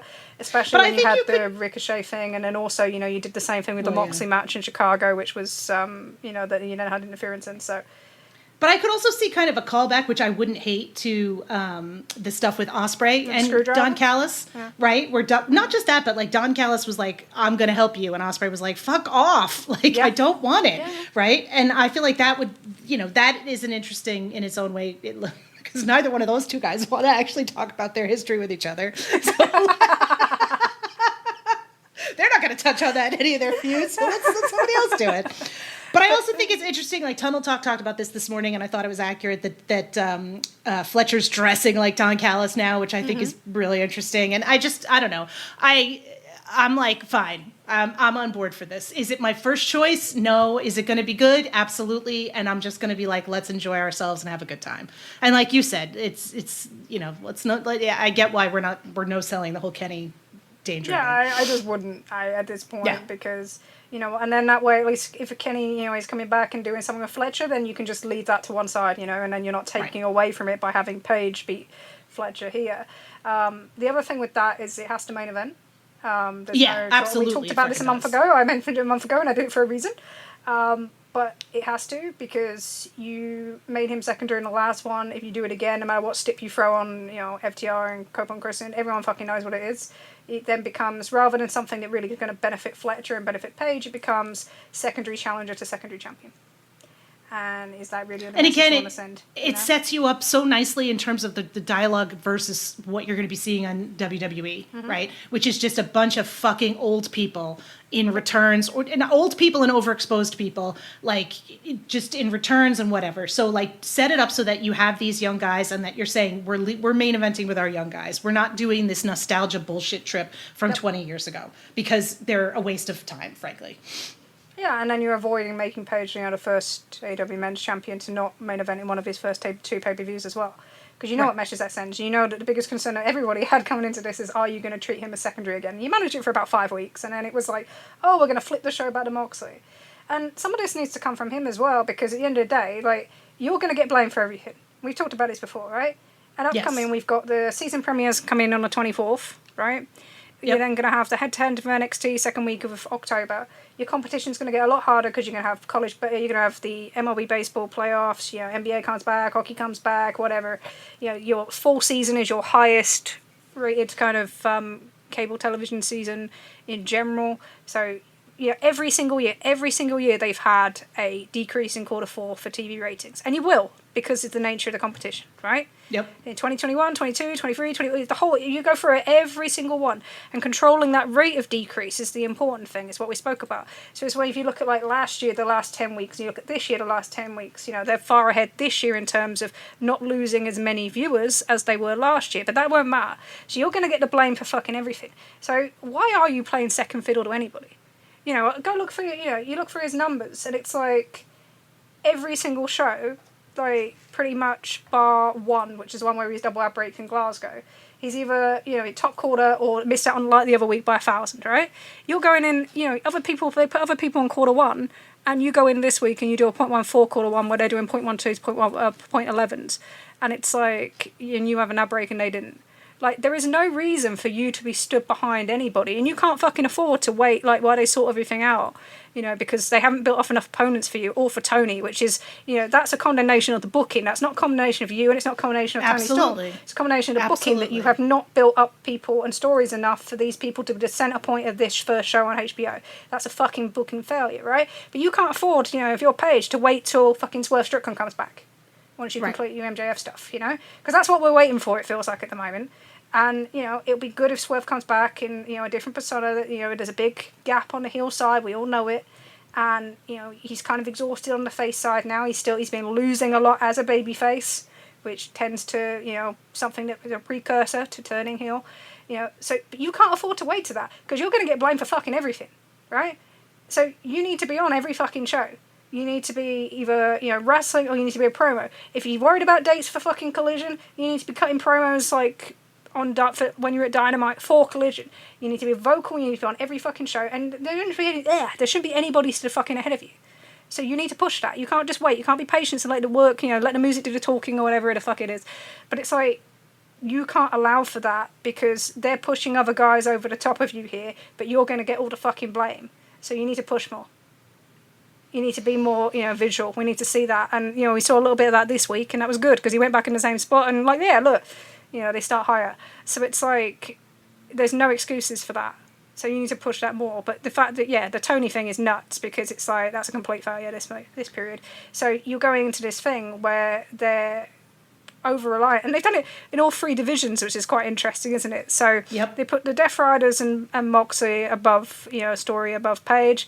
They put the FTR Cope story above the tag title story, which is, why that isn't just a straight box Burrito match after the finish on Wednesday. I have no idea. It's fucking weird.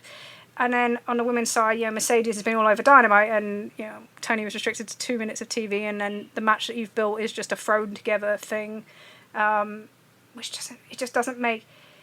That's the thing. It's like, it's not just a lack of care. It's just wonky. I think it's just been wonky in this period. And the first one, it was carried by the top program, right? Yes. And we got away with it, sort of thing.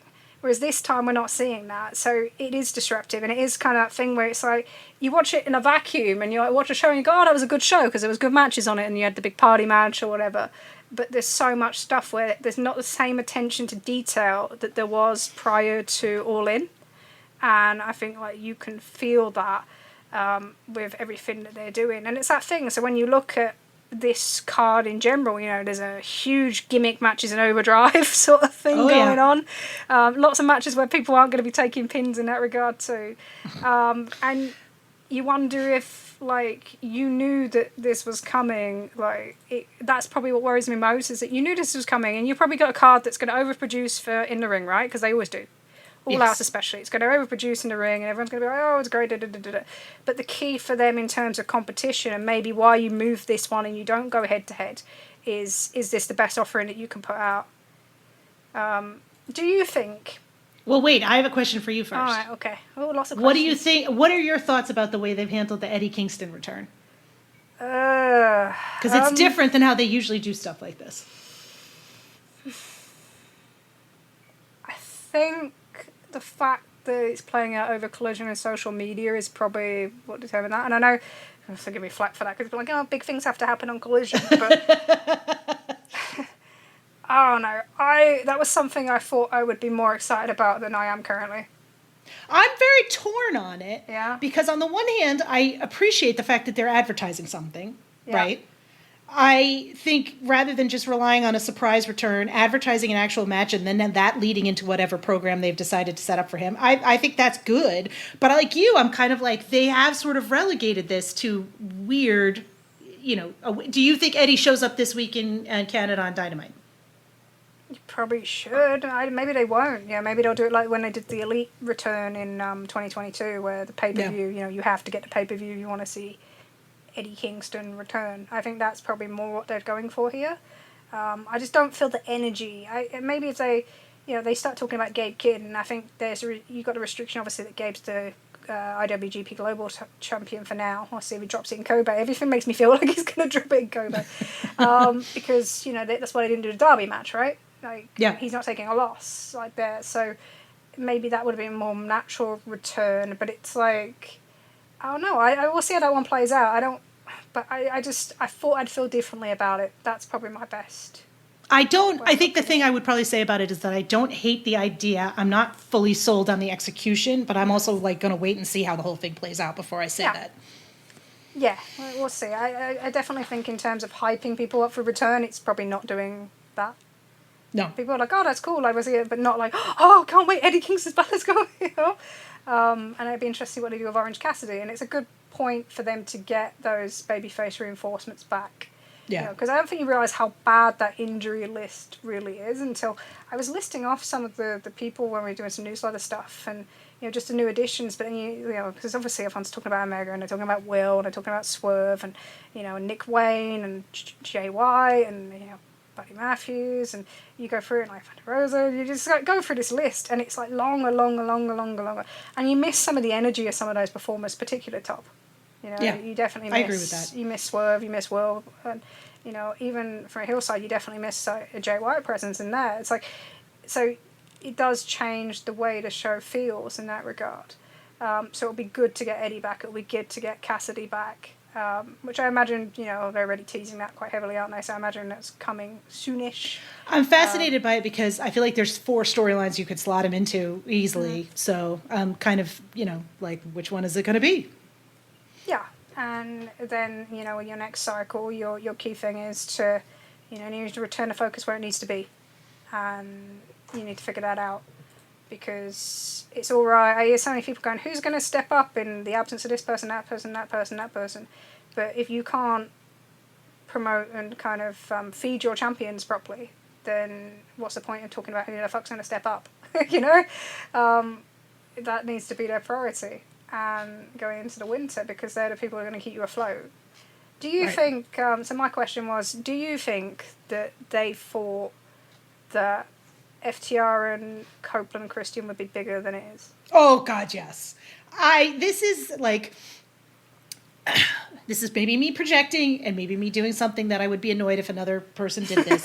But sometimes it feels like Tony Khan is like, the stuff I love is going to be the stuff everybody loves. And I think the ECW arena is amazing. And I think the ECW nostalgia is fantastic. And I think Cope and Christian are the best wrestlers in the world. And you're just like, Tony, it's great that you're into it, but like, you're guests at a dinner party where the person won't turn off the home movies. And you're just like, oh my God, like, I don't know. I don't know what the fuck FTR are doing. Like that, like I know what FTR are doing.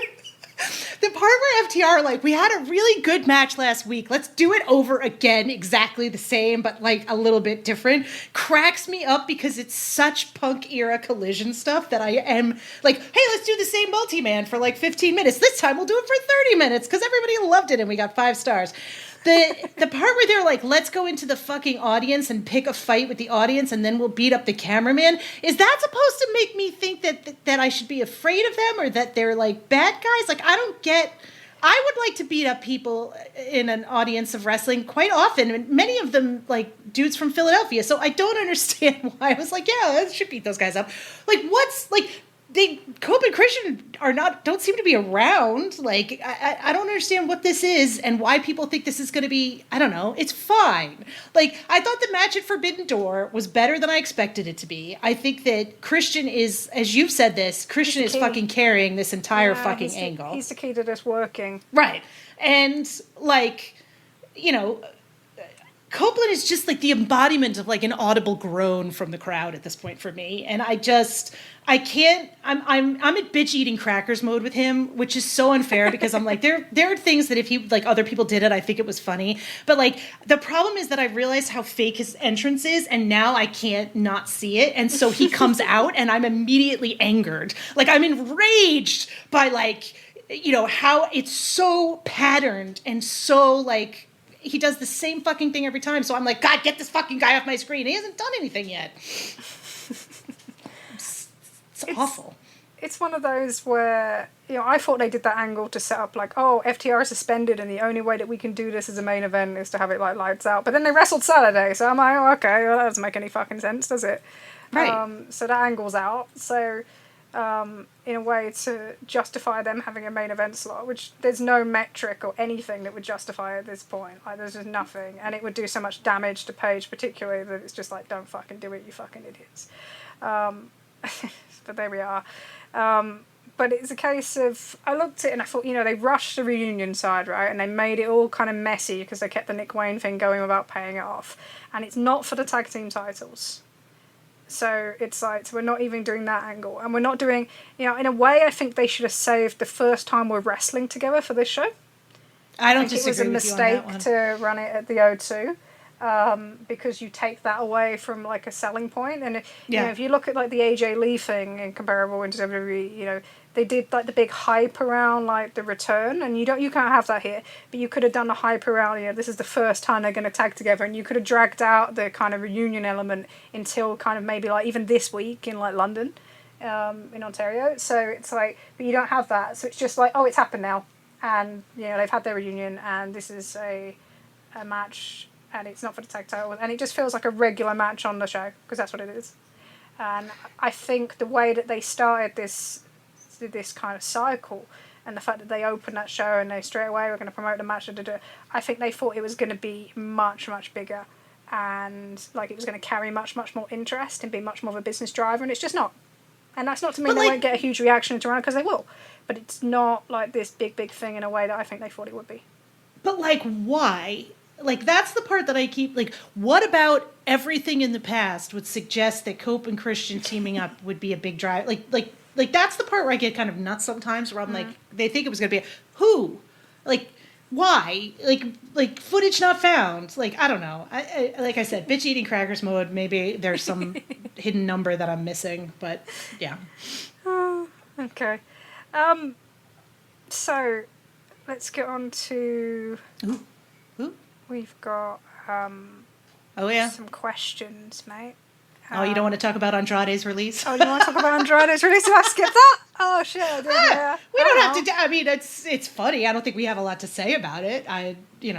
Dude is gone from WWE, and Dave reported last night that it was not alcohol-related, drug-related, or marriage-related, which I appreciated the clarification on. But then John Alba reported in Sports Illustrated today that he had been popped for a wellness violation, which I find very amusing because I have a very hard time believing that WWE is going to let anybody go for just a wellness violation. I mean, hey, they clearly have a policy. Good for them. But like, dude, come on. Like, Randy Orton wrestled on Friday, right? John Cena wrestles. Like, I could, like, who isn't is basically the question I would ask at this point. But whatever, that's allegedly. Like the hair plugs and the Botox, allegedly. Yeah, so who the fuck knows? Would you be interested in having him back in AEW? I feel like you got to figure out why he got let go from WWE first. He's a guy that needs reins. Yeah. Yeah, like, he would need controlling, and that's not something that he generally likes to like, and, you know... it's not what a Tony Khan No, is. No, it's not. So, you know, if you have someone like that, you know the risks. You've been burned so many times in the last few years, you're still getting burnt currently. So you're getting burned fucking currently. They're still in the fucking pay-per-view, which boggles my goddamn mind. Yeah, Jesus Christ. Funny. Just funny. I don't see what you get from him. No, they had ninjas. What was the ninjas? It was like, we're not having an elimination tag, right? We're not having an elimination tag. we're not having, that's gone. Like, we advertised that, but now we don't want to do that. All right, okay. So how are we getting about this match so they don't get pinned in the one of the, stupidest finishes ever as well? I feel bad that I got fucked up so bad. But it's like, I know who we're going to have attack them. We're going to take Ricochet out away from Paige, even though, he was involved with the Briscoe angle, and it would make sense for him to be more involved with them. No, we're going to do that. I don't want to do. We need to dress them up. What are they going to be? They could be ninjas. Then there could be New Japan. Oh, that'll tie into the Forbidden Door angle of it. It's so fucking stupid. I don't understand why these guys are on TV. I don't understand why they're in a pay-per-view. If they beat Ricochet, I'm going to be rip shit, but it's coming. I just don't understand the whole thing. I get the sunk cost fallacy. At this point, the problem for me is that clearly they changed that shit day of. Clearly they sat down to be like, how are we going to go? How's the match layout going to go? And then went, oh shit. Well, I guess we're not doing the stipulation, and I guess we have to have the ninjas. And so after you've gotten burned that close to the pay-per-view, wouldn't you be like, hey guys, why don't we just take a little break? I mean, I guess it's a positive that they're still not doing anything on TV that isn't pre-taped, and the match with him and Shelton was very good the other night, but at this point, the same thing I would say about Andrade. These guys are very talented, but you've got enough fucking talented guys. What is it? Right. That's gonna what be is Andrade giving you that you're not getting from a bunch of other people already? It's not, and it's not worth moving somebody else down the card. It's just not. Right. And right. Yeah, so that is what that is. All right, okay. Let's do some questions for our last bit, because we didn't get to do them after we asked for them. So let's do them. Agreed. Okay, so first one from our friend Oddjobs. Hiroshi Tanahashi, tights or thongs? See this above. Yes. So, Tana. He's finding his tights. He's finding anything he wants, quite frankly. He's Tanahashi, mate. Is also great. No yeah. Which is good. Which is good with Tanahashi. I thought, as much as I was I don't know, I just found no drama in the cage match. I thought him getting the Randy the Ram kind of finish, where he climbed up by himself after doing the ladder spot earlier, because that was all linked in. The idea is yes. He goes to climb and they all stop him, like a Bushi stopping Tanahashi. It was so cute. It was lovely. And then they're at the end and they're literally you've got the heels going, come on, you can do it, you can climb it, and then he hits the splash. I thought that was really cute. But yeah, he can wear whatever he wants. He's Tanahashi. I'm going to be very, very sad when he's gone. Really, really sad. Yeah. Even if I know that he's... I'm amazed he got through the G1. That was an achievement in itself, that he got through the G1 and just about. But we saw him in Glasgow. I was just like, oh no. And then luckily in London, the heel team did the exact jobs of... making sure that they bump for everybody. Claudio was bumping all over the place, everywhere. Moxley was. The Bucks did their thing. Have you seen their Gummy Bears shirt, by the way? What? Have you seen the Bucks' Gummy Bears shirt? Yes. I think it's very cute. It's very cute. I think all their merch... listen, the Young Bucks are a bright spot. I'm enjoying everything they're doing. I love that they did a whole segment in catering this week. Everything that they make Moxley better, I think, and I'm just very, very happy with them. So they've been pretty critical to the Turn of Death Riders for sure. Yeah, they can stay. But, so they can. Yeah, I just thought that was funny. Good music, by the way, on that show. Who knew Hanson would be popular in the UK?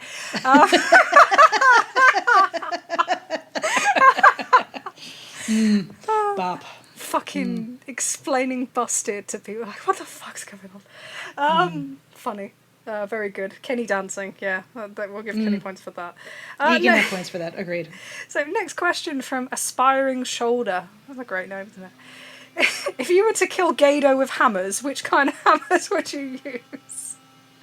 And then other two questions. What are your favourite wrestling finishers? And if you cook, what are your favourite things to cook? Huh. Well, I don't cook, I bake. And I like to make cookies. So there you go. That's a thing about me. Write it down. You've got 3 now. I don't know that I'd want to kill Gato with hammers. You don't watch enough New Japan for that. Well, that's fair. I mean, I feel like if you did want to kill him, you'd kill him better. There's a better way than hammers. Hammers are just very messy. And wrestling finishers.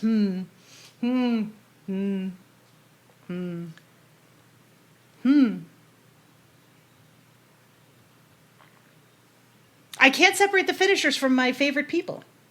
So I would just basically list off all my favorite wrestlers and what they do. Mm-hmm. Do you feel the same, Trish? Probably. You'd just be like, yeah, Destino and Hit Great. It's like, look at his move. Yeah, probably. Yeah, I'd probably do the same thing. I just look at the finish. Yeah, I'm not going to lie. I would do exactly the same. If you cook, what are your favourite things to cook? My favourite things are just simple things. Stir fries, tacos, anything like that. Curries. I like to make homemade curry sometimes. Got plenty of time to do that now, haven't I? Because Oh, yeah. yeah, thanks, trains. Yeah, things like that. And would I kill Gato with hammers? Did you see, this is very funny, in our Discord live chat, when Gato came out on the pre-show of Forbidden Door, Oh, they were yeah, like, yeah, Trish, get him! Trish, get him. fucking People did dying. want you to go after him. They were like, go and get him! I was like, dying. Shan't. It's difficult. I think that, they're in a difficult position right now. And the things that we talk about really with AEW in terms of the last 2 cycles is about like a lack of care. And that's really, really prominent in New Japan, especially this summer. There was lots of things in the G1, like, Tanahashi gets his 100th G1 win. Nothing. Nobody says a thing. Nothing. It's like nothing. They're leaving, like, they left Goto on posters for Hamamatsu. The way that even, like, Takeshita winning, I just felt like there was no real care taken with so much stuff, and I feel that well from the fact that you turn, Zack gets the belt back and he's doing the kind of, like, young guys who challenge me, gonna make you all my little bitches, and then all of a sudden it's like, oh, he's facing a heel, he's now a face, and the whole thing with Evil, like, the whole thing, there's just a complete lack of care, and is it that Gato doesn't care anymore? Is it all the pressures around, Bushiroad and everything else? Are we just all relying? We're waiting for Wolf. I think that should be like a t-shirt, shouldn't it? Waiting for Wolf. That's a New Japan t-shirt right now. I thought it was interesting to see off the back of Forbidden Door, Hiromu making comments about, no one saying thank you in New Japan and not feeling valued. And although, like, people in New Japan say that, that's not their experience, I thought it was interesting that he went pretty public with that straight away. And, there's good reason for him to do so, I think. So, Yeah. I don't know if I kill Gato. I think that lets everyone else off lightly on that booking committee. The likes of Yano. I'd always like to. We just kill Yano with hammers. Can I? That suits me. We can do that. That's fine. Yeah, I'm just gonna kill Yano with a hammer just because it makes me feel better. And what kind of hammers would I use? I'd get one out of our crash kit at work because every train we have like a hammer and stuff, and it's kind of cool. So yeah, we'll just get that one. I'm just endorsing murdering Yano on our podcast. I think that's fair. That's fine. Okay. Question from Branovan. Oh, I've skipped one, but we'll come back. What do you think MJF needs to do to change and grow in a satisfying way that honors his character? Oh, go for it. Right. The MJF question, right? I don't know. Let's be realistic here. I'm not a creative person. Those who can't podcast, so I don't know that I would be like the best person to answer this question. I think that there have been times in his career where MJF has seemed to try to be interested in doing things differently or, like, stretching himself. I have a sneaking suspicion that his face turn going so badly scared the shit out of him, and he's been less willing to try different things. And he's very defensive about his numbers, which, like, if I was a meaner person, I might respond to a tweet pointing out that, hey, try doing a 7/4 with 2 ad breaks and see what your numbers are then, buddy. But whatever. I'm not that mean of a person. There are times where I say to myself, don't send a tweet just to be mean. And it's a good advice, although it hurts my bitchy soul. But I just think that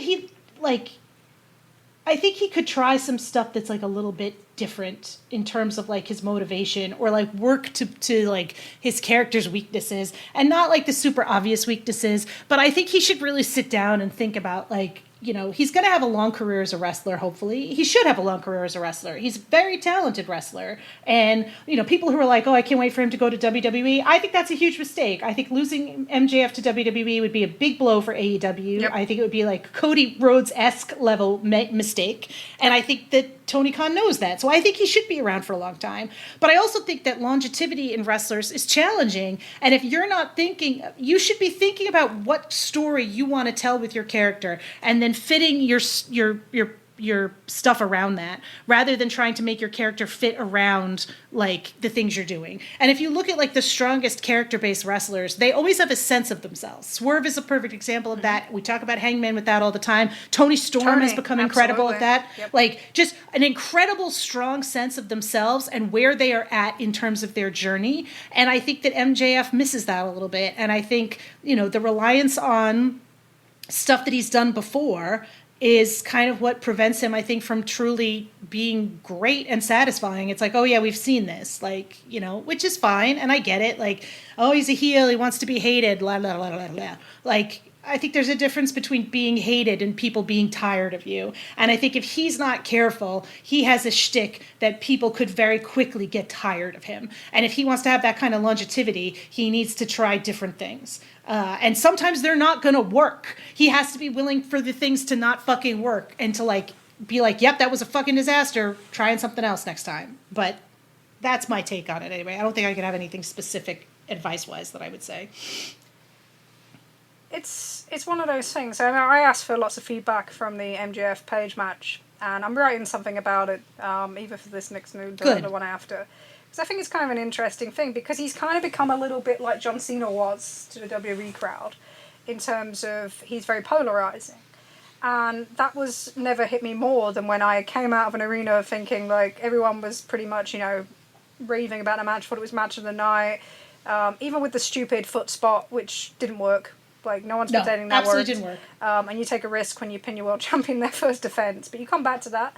And I'll talk about how I hope it's going to come back to that. But it's like the responses that you get. And, I think I listened to the Jesse Collins and Warren Hayes discussion on MJF. And I don't know if they kind of hit some of the points that I was getting back in terms of, it wasn't because he was working with Paige or anything like that. It was more around that it's the same thing that we've seen for so long, like you said.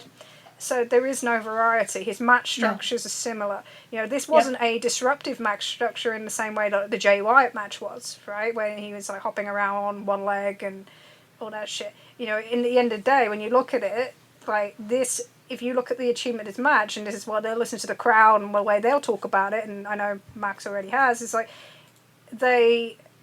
the crowd were more into Paige at the end of the match than they were when it started, right? Yes. So in terms of what they think they achieve with the match, it's like, we got this babyface over even more than when we started our new world champion, because we chopped every fucking thing at him and he came through and he's a smart babyface, and he's not a pure babyface, so he can hit someone with a fucking contract and shit.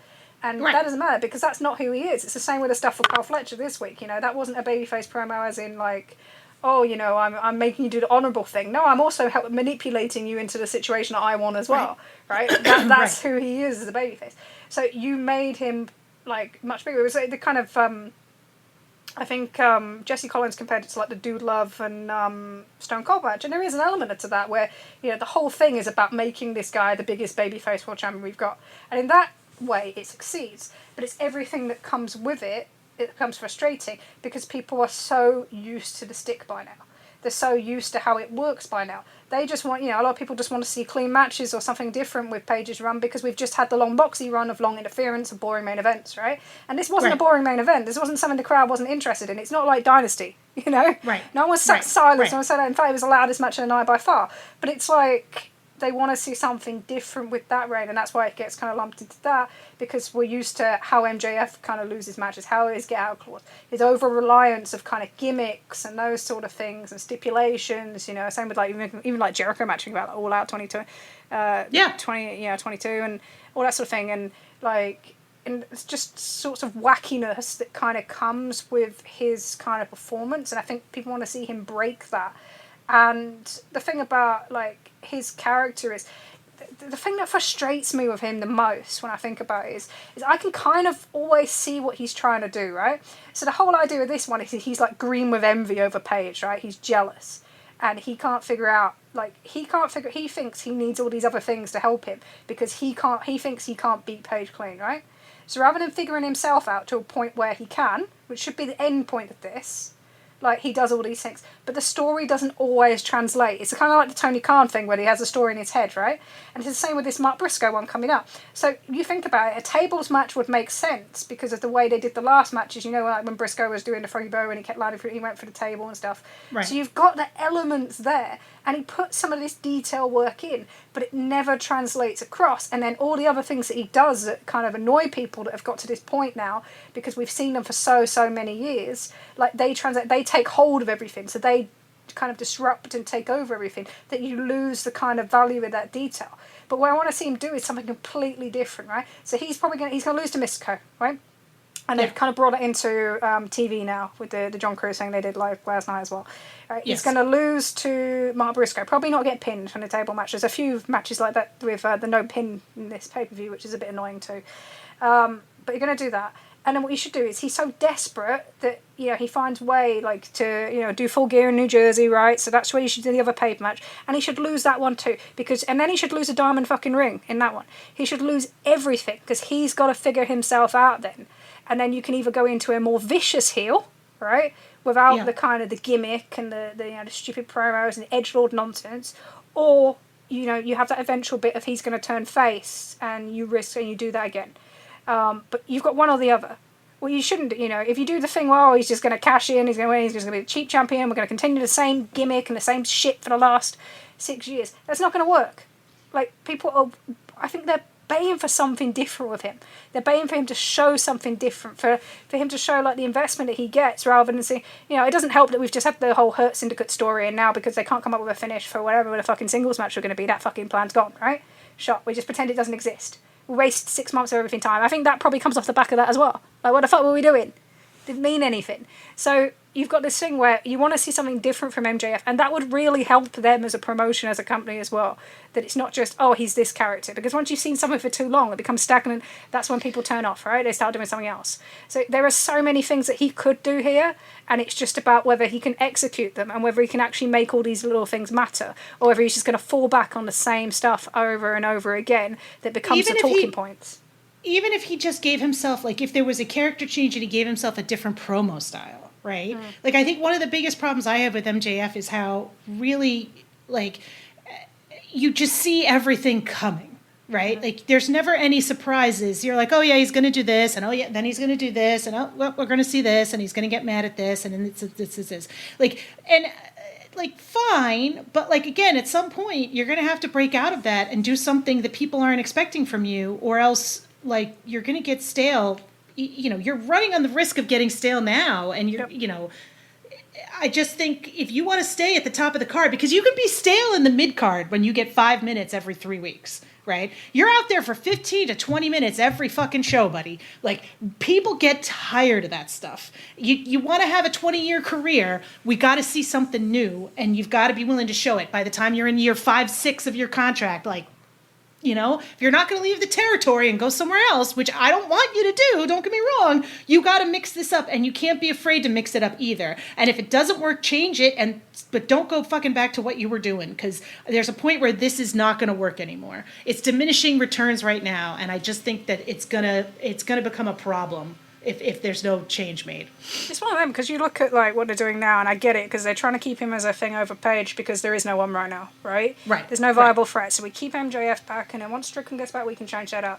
I get it, but at the same time, it's like you had that time to execute this, and this is what you came up with. Like, my understanding is we thought they were pivoted away from, you know, not using the contract at Forbidden Door, but that was their original plan, right? And then they changed it, and we were like, oh, they pivoted away, and they hadn't. But that's what you came up with that, and it's like, one, all these things get through Tony Khan, so, you know, you have to question that too.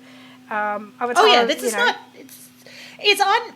I think there's a degree to which the characterization stuff could be on MJF, because ultimately, I think when it comes to wrestling, that stuff is the stuff that the wrestler is maybe the most responsible for, and maybe the only thing the wrestler can be responsible for. But at some point, Tony Khan has to tell these guys that their fucking ideas suck.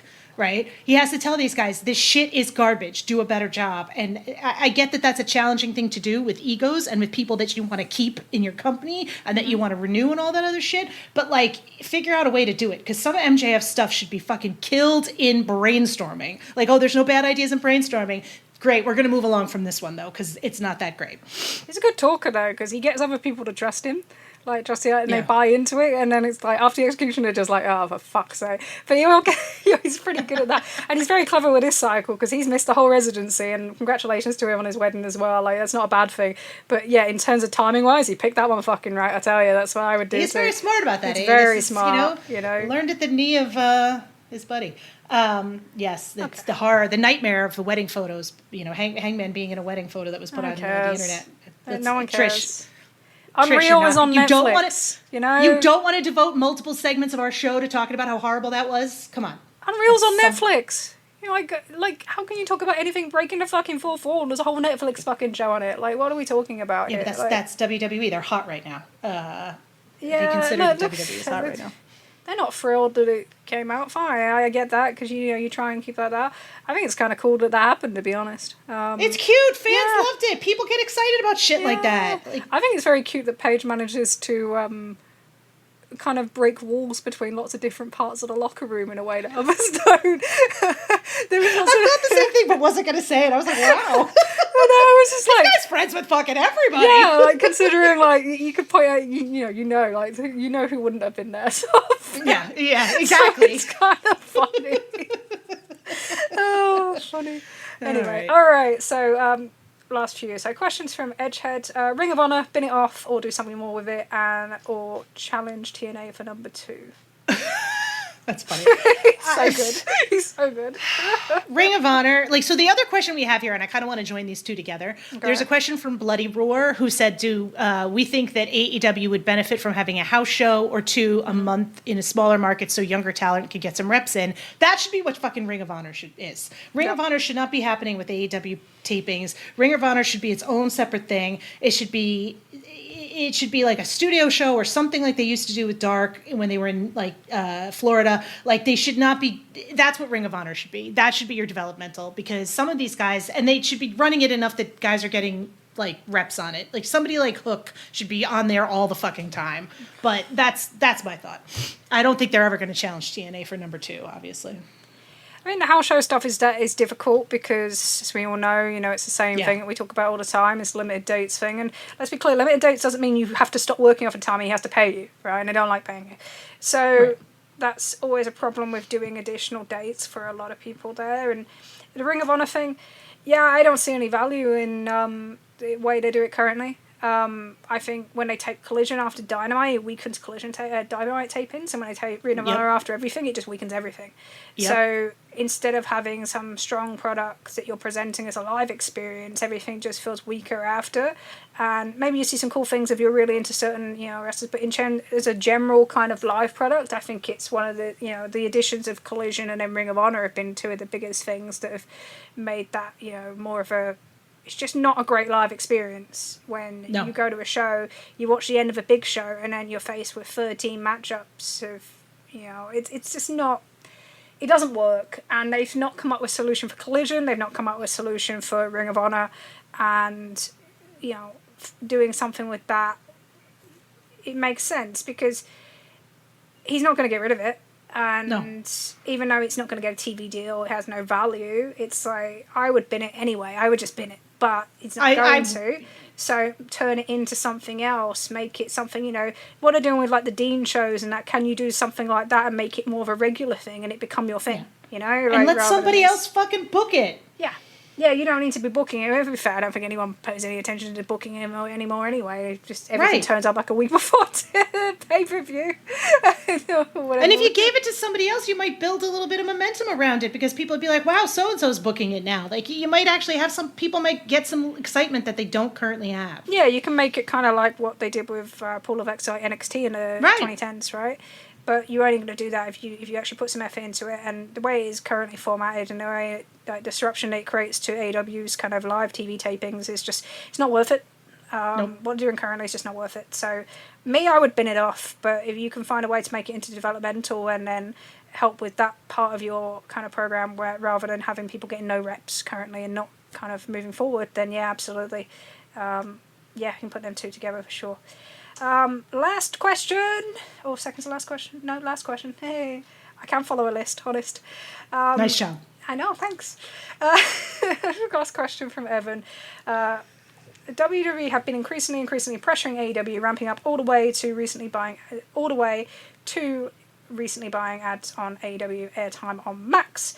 What do you think are some of the reasons for the ramping up this year as opposed to prior years, and how far do you think they were willing to go, considering everything they've done thus far has been blatant as it is? I should have answered this earlier, really.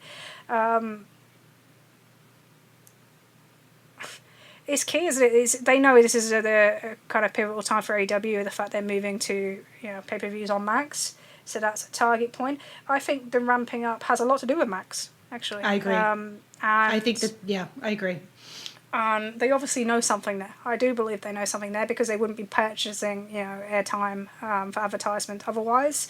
And the whole idea is not just because of Max itself, it's that it's been spoken about, is that they don't want AEW to get another TV deal at this level, and partly is that that instinct of squashing all competition, which is very strong there, TK or not, but it's also that AEW is driving up wages for everybody.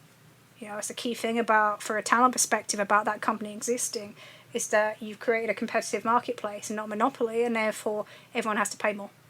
And that's great for the workers. It's changed the income level for someone at a mid-tier level compared to before, like hugely. And then also the other benefits they provide in terms of, the paying for accommodation or paying for travel, that sort of thing, which isn't still possible in WWE for house shows and that, although they do have hotels and things for the big shows. But then with the eradication of house shows as well, so all these things have followed the formation of AEW. And have you seen with UFC now that they've got all the shows on Paramount of equal value? You lose the pay-per-view points for your fighters, so fighters' pay will drop. The way that they're presenting their boxing and do a contender series and producing their own people who will be on lesser pay. So there's a huge emphasis in TKO in terms of cost cutting, in terms of wages. And you see it when you look at their kind of business results that they put out, and it's something that's brought up and highlighted about WWE. So while AEW is so strong, they are not benefiting in that way. So it's both for me. And the reason why it's this year is because I think, quite frankly, they've seen some numbers turn. They were falling away in the last year to an incredible degree, and now they've kind of stabilised. It's not like, I think there's this thing that we should have massive growth right now, and I think that's bizarre. Because at the end of the day, you're not going to see that, especially when you're transitioning onto another platform as well, because we don't know the figures on the other platform. So we can't tell how much of that is a transition. We can't tell how much of that is just TV. We're now complicated even more by the fact that, the way the calculations are done for the demos, there's now more people watching TV, but we've now dropped to only 31% of homes getting USA and TBS, in the US. So it's even more complicated now when you're trying to look at those figures than it was previously. So there's definitely a reason for that in that regard. I think if you compare and then this is all guesswork, but I also think that the comparison of how Raw is doing on Netflix to how AEW may be doing on Max is also maybe a pressure point for WWE in terms of wanting to nip shit in the bud. Possibly, yeah. I just think it's hard to know. You can't know. We don't know, and that's the thing when everyone talks about these figures and they look at the figures each week, and I think you still have to. They're still using them as a guide, so we still have to kind of look at them. And the way that Max kind of goes, like as Dave mentioned last week, is they believe it goes in a similar trend, but just more explosive, because obviously 18 to 34 is such much more of a movable demo, right? It turns up for big things, it doesn't turn up for other things. So, but it tends to follow, so they can still use those trends, but we have so much of an unknown at current that it's really, really difficult to see what the value is in things, and there's so much difference in terms of their live ticket offering that you can't always see the translation in the same way, because they've moved so much to a destination show in terms of the pay-per-views. We've gone from 4 a year to 9, 10, 11, whatever you want to call it, depending on what you want to add to it. So they've changed the whole way they do that. They've changed this twofold marketing strategy where you've got these really small buildings where we're going to charge high prices, and then when we do go to arenas, we're going to charge lower prices. So you've got so much of this stuff going on that it's hard. You can't use that traditional means of the live ticketing to then be able to reflect back on what's going on with TV in a way that you could. And especially with the way that trends are changing in terms of how we do things or when we do things, and we're much more keen to be, to go to destination things than we are to go to the regular run of the mill. That's just something that's changing society-wise as well. So there's so many elements to that where we just don't know. So it's like, but their whole targeting is just, they must know something in there because they have upped it, and they, obviously the NXT thing wasn't working. All In was like a punch to the face, you know, it was like a bloody nose. And I think some of it's probably a pride thing about that as well. You know, the fact that the last NBC special was now the last one that's going to be on there, and it's been moved to Peacock, tells me everything you know. I think there's a revenge element in that too, you know, the same way that Triple H is still probably pissed off about NXT getting kicked off Wednesdays. So, yeah, I think there's lots of elements to that, and it's just going to increase, of course it is. And we said that months ago, you know, and especially right now, they're going to target it. You know, when you have homemade kind of world champions at the top as well, they're more vulnerable than the ex-WWE guys, so you're definitely going to go for them too. So it must feel like the right time for them, but with WWE, I think I'd be very, very careful on what do I have once Cena walks out that door on December 13th. Because I'm not sure. And all the signs, when you do look for preliminary signs, you can, you know, and we'll definitely be able to see this once you start getting the year-on-year numbers properly for SmackDown next few weeks. The signs are as you know where you were, and you are, you know, you've hit that peak, and at the moment you're kind of extending it because Cena's there. But then what's going to happen once Cena's gone? Have you prepared for that? You know, we've seen so many people that you were elevating that have now been kind of cast aside. What's going on with Jacob Fatu? What's going on with Gunther? You know, you know, all these kind of people that we thought were going up. What's going on with your women's division in terms of, you know, what are you presenting at the top? You know, there's all this stuff. So it's now a case of what have you got underneath? Because we're going to find out. And you don't have that loyalty. I think they rely on everyone thinking of it like a football team, right? People pick their team, and there is a sense these days. I think that's why you see so much viewership of the NFL as well at the moment. I think there's a sense of wanting to belong to something because people feel like they don't belong as much to anything. So you get this tribalist instinct, and we see it like with politics and that as well. Like it's much, much greater than maybe it was. So they might think, oh, yeah, they're WWE, so they're always going to be WWE. But your interest level can waver, right? In America, like if your team's shit like baseball, you don't go in August. That doesn't happen anymore, yeah? So you have to protect against that, and I don't know if they are. I don't think they have enough underneath, and we're going to find out if I'm right or wrong enough in about 4 months. So we'll see. We'll see. I've been thinking they've been dead before, and they've managed to pull it back out again, so we'll see what they're doing. We knew this would have a long tail. Yeah, we knew this would have a long tail this year. The Cena thing was always going to be massive. You know, it was always going to be massive, so... Leo sent us a message like, let Chucky T book Ring of Honor. Then the man should do whatever the man wants to do. If the man, and let me rephrase it, the man should do anything he wants to do on television. If he doesn't want to be on television, he should be forced to be on television. I'm sorry, the people demand it. Does he need to be out for his West Virginia show that you shouted at me about when I said it shouldn't be his show? It was Ricochet's.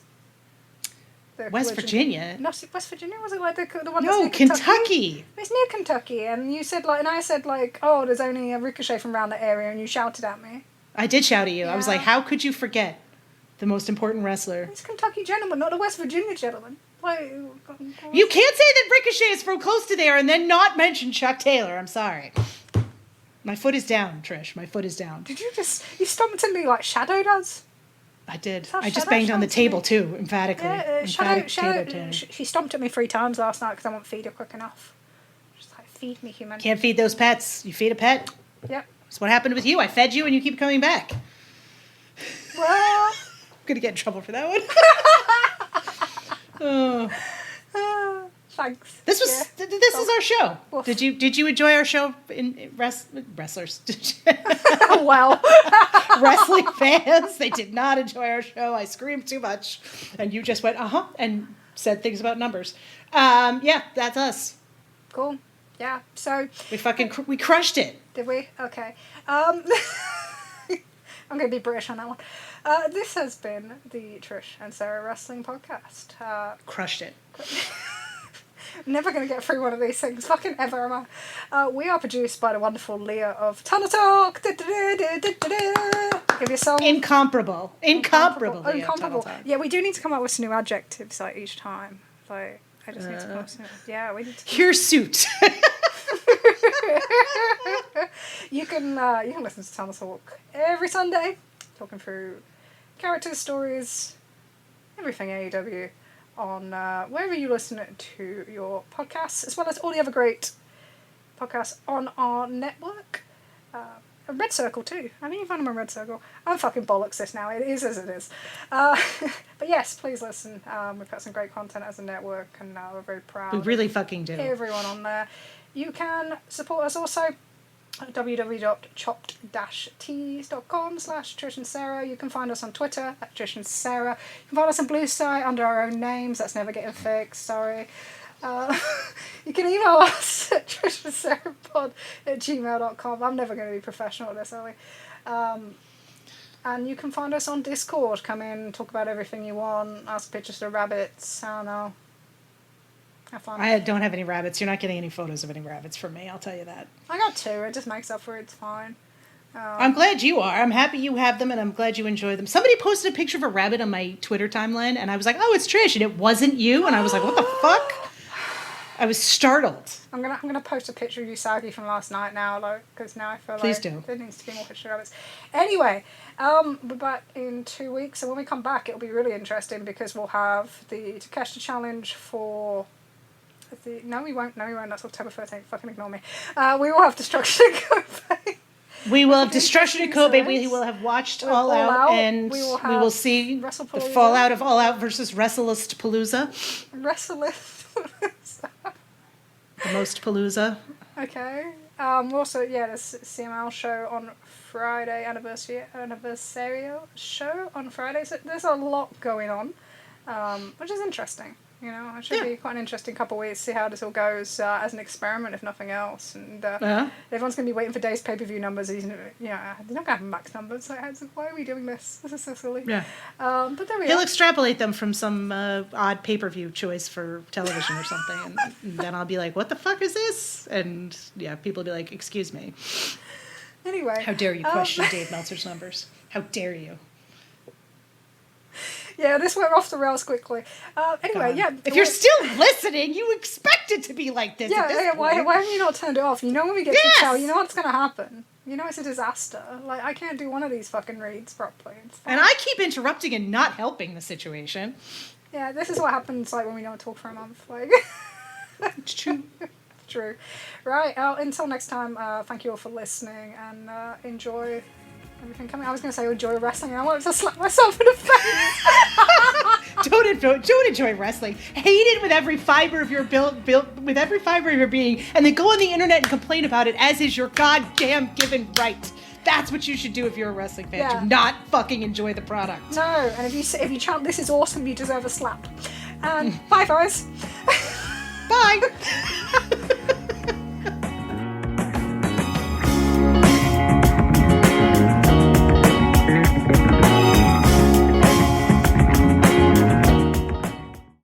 Running a business means checking a lot of boxes. Let's see. Payroll? Check. Inventory? Check. Insurance? Good thing Simply Business makes getting small business insurance fast and easy. Check insurance off your list at simplybusiness.com. Thanks for selling your car to Carvana. Here's your check. Whoa, when did I get here? What do you mean? I swear it was just moments ago that I accepted a great offer from Carvana online. I must have time traveled to the future. It was just moments ago. We do same-day pickup. Here's your check for that great offer. It is the future. It's the present, and just the convenience of Carvana. Sorry to blow your mind.